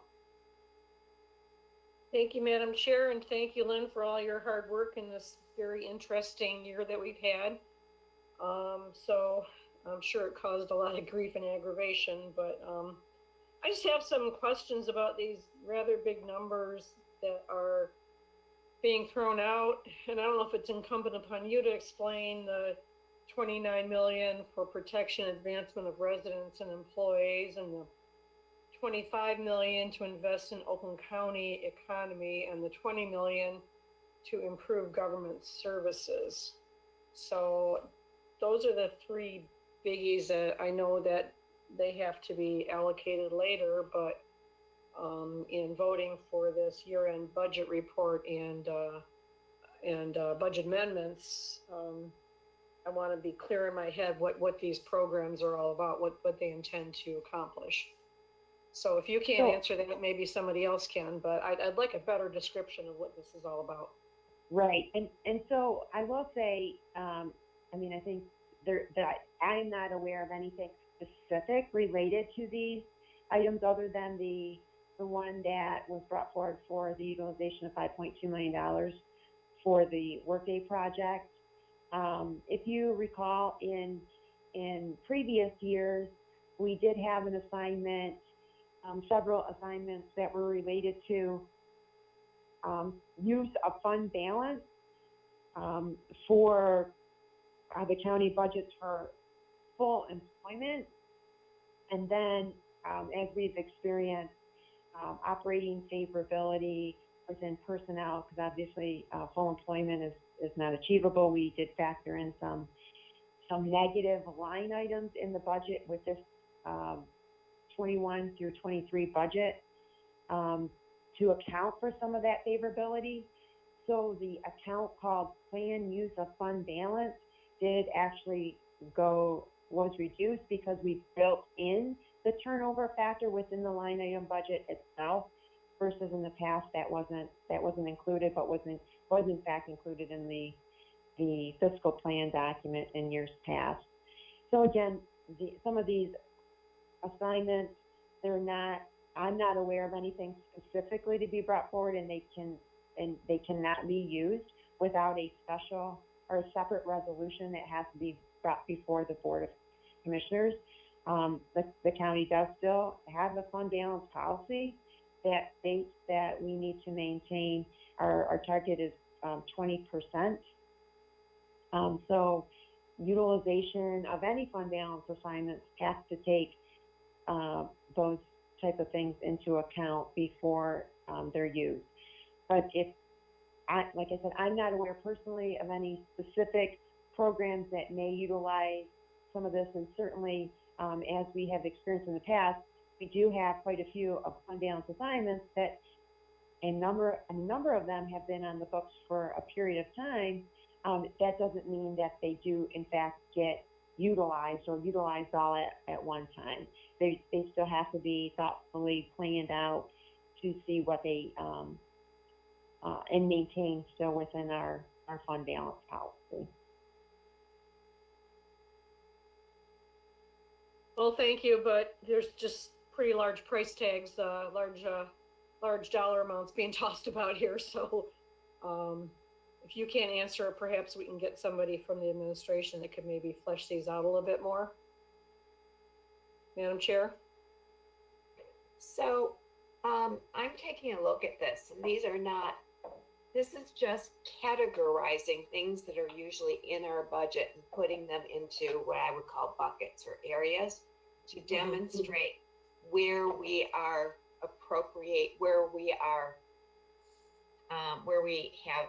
we're not appropriating, but ideas in that particular area. Remember, all of these things have to go through the Board of Commissioners to be appropriated. But if you would like to have this put back onto the agenda next Monday, Finance, and ask questions of our deputy county exec, I'd be willing to do that if you feel that's necessary. Madam Chair, I've got Sean Carlson available to join now too, if you'd like. Okay, that would be great. Let's invite him to join us right now. Thank you.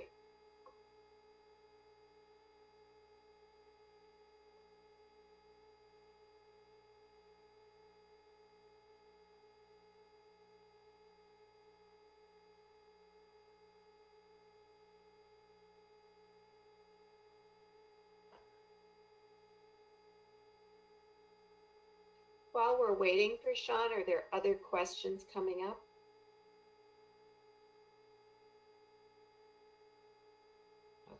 Before he starts, I just have a quick follow-up to indicate that, you know, this is the year-end report. Obviously,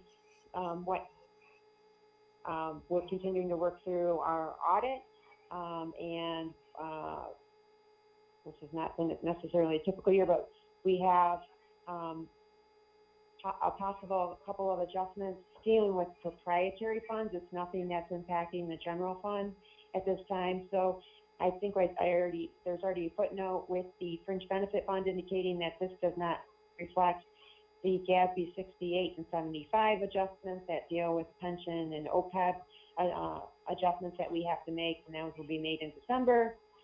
And there is a pending adjustment that was just recently posted after we already published this document with the DTRF fund to make an adjustment to interest. So those, in fact, we will have for your board packet. It does not impact anything within the body of the resolution or any of the schedules, Schedule A, B, or C for the amendments or fund balance assignments.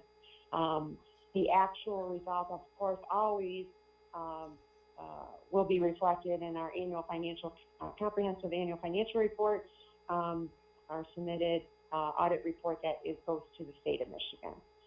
So I just want to make that clarification. There might be a couple of adjustments related to the fringe benefit fund and DTR fund, but nothing that would impact the resolution or schedules itself, Schedule A, B, and C. Thank you. So I'm going to recognize Commissioner Kowal again. I saw Deputy County Sean Carlson. Are you with us, Sean? And Commissioner Kowal, do you want to address your question to Mr. Carlson? Is Sean? Yes. Yes, thank you, Madam Chair. Thank you, Sean. I just kind of maybe wanted a little bit better description of, you know, like the 29 million for protection and advancement of residents and employees, and 25 million to invest in Oakland County economy. I guess that's pretty self-explanatory, but then there's another 20 million to improve government services, and I believe we did just allocate some money for that already. So if you can touch on that, I would appreciate just those three things. Thank you. Yeah, I'm sorry I'm coming into this conversation. I've been in interviews all morning, so I'm not sure how much information you have. I think when I first got on, I heard Lynn's voice there, but so just to kind of give some context to this, during the budget message process, we laid out some principles for fund balance, and we laid out some categories. And we talked about improving government services as one of those categories. Another category that we talked about was in regards to supporting and advancing Oakland County's economy, which would speak to economic development type projects. And then the category that you're referencing, Commissioner Kowal, speaks to advancing and the protection of employees and residents.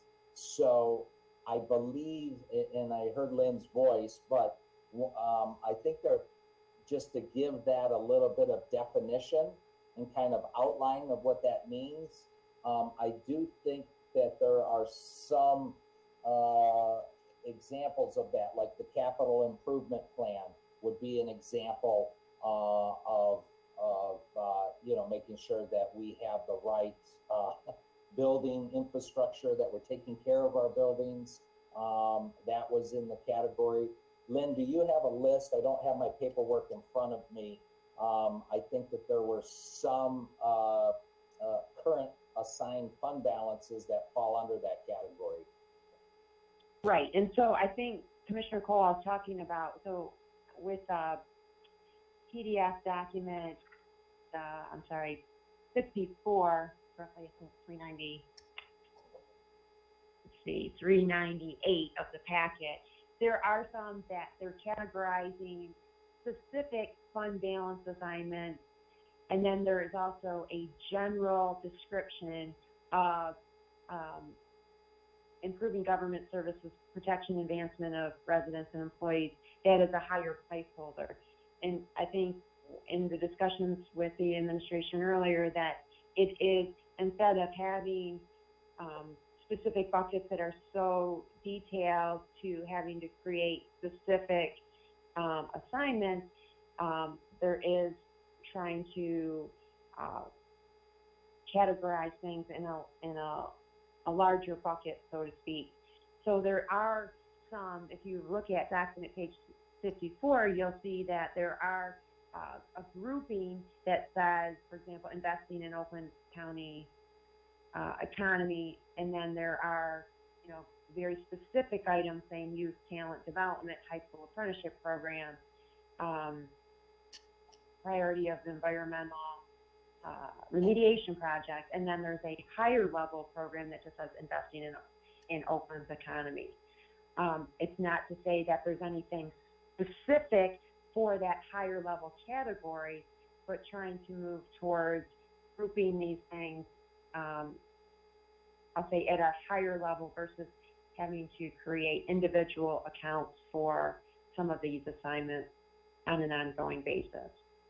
That's correct, Lynn. I mean, examples of protection would be if there's a certain initiative from the sheriff's department would potentially qualify as protection of our residents, or protection of our employees. Security measures, security cameras, you know, some of those would be, you know, basics, but we're just trying to set aside a general category right now without any specific thoughts around it, but that's what we're trying to do, Commissioner Kowal. Okay, thank you. Sorry to drag you away from all your interviews or whatever. No, that's okay, definitely. Thank you, Sean, for fleshing it out a little bit. Thank you. Thank you for stepping in, Sean. I appreciate it. Are there any other questions? Seeing none, let's call the roll, please. On item number 13, Commissioners McGillivray, Yes. Quarles, Yes. Powell,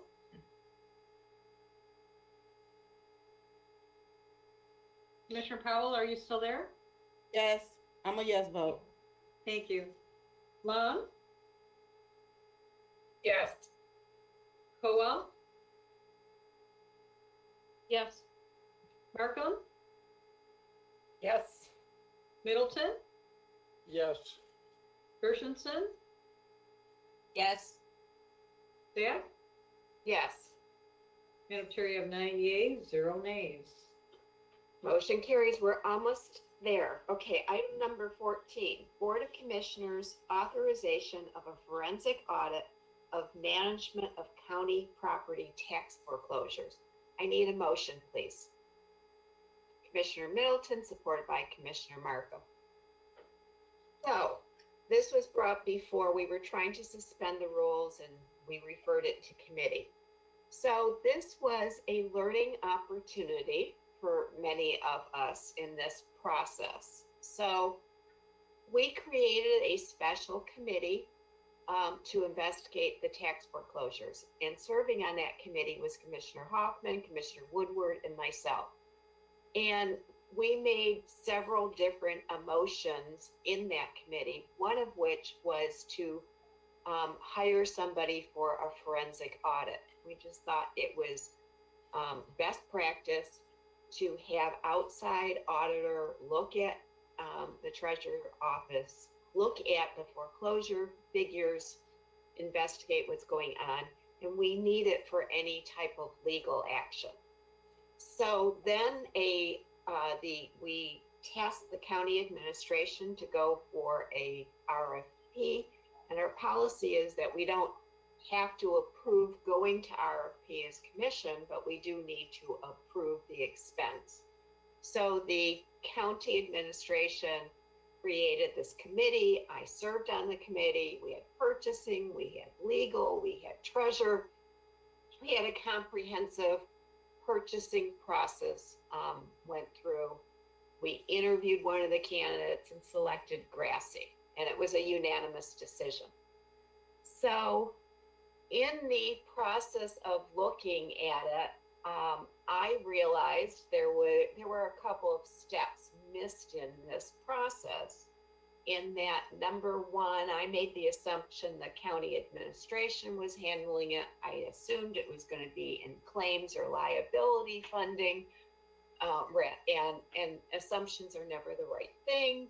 There was discussion about who's going to oversee the audit. Is it the county administration? It was determined that really we are the Board of Commissioners. We oversee audits. We oversee Treasurer's Office, that we should own that. And we decided to put it into the Audit Committee. And so because it's in the Audit Committee, Chris Ward became the contract signer on this. And as we're looking at this, I questioned, how are we funding it? It's an assigned fund balance. So we missed a couple, Chris signed the contract before we actually approved the money and so forth. But since the board meeting, we have suspended we did a contract amendment. We've suspended Grassy from doing anything until we approve this contract. So that was the process that happened.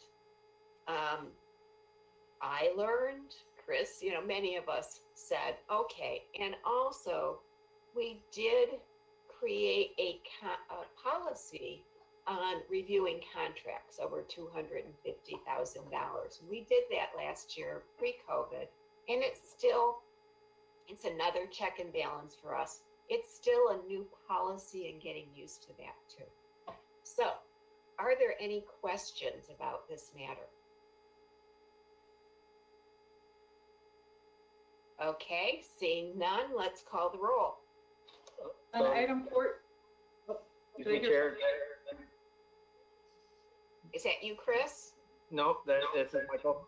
Yes. You did want to have one amendment to that, right? Oh, yes, amend the I'm further sorry, vote. I did want to amend one thing. Did you do something, did you do language for me, or should I just do it? We can add it in there. I can have that drafted up for the report. Okay. Okay, so I do need to amend one thing in the second to last whereas. Wait a second. Hold on. Thank you for reminding me. Okay. At the bottom of it, the second to last, be it further resolved. The findings shall be provided to the Claims Review Committee, the Special Committee to investigate the County Treasurer's management of property tax foreclosures, and the Finance and Infrastructure Committee. I want to amend the County Treasurer, the Special Committee to investigate the County Treasurer's management of property tax foreclosures.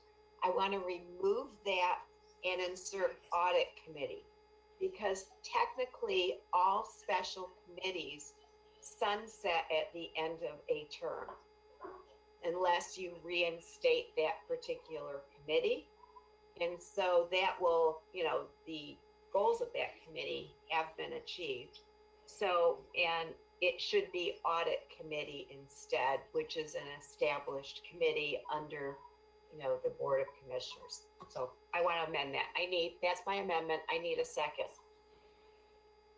Commissioner Colwell, any questions? Yes, Commissioner Quarles. Thank you, Madam Chair. Thank you, Madam Chair. Can you repeat again what you're amending? Okay, so the first page of the resolution, at the end, it's the second to last.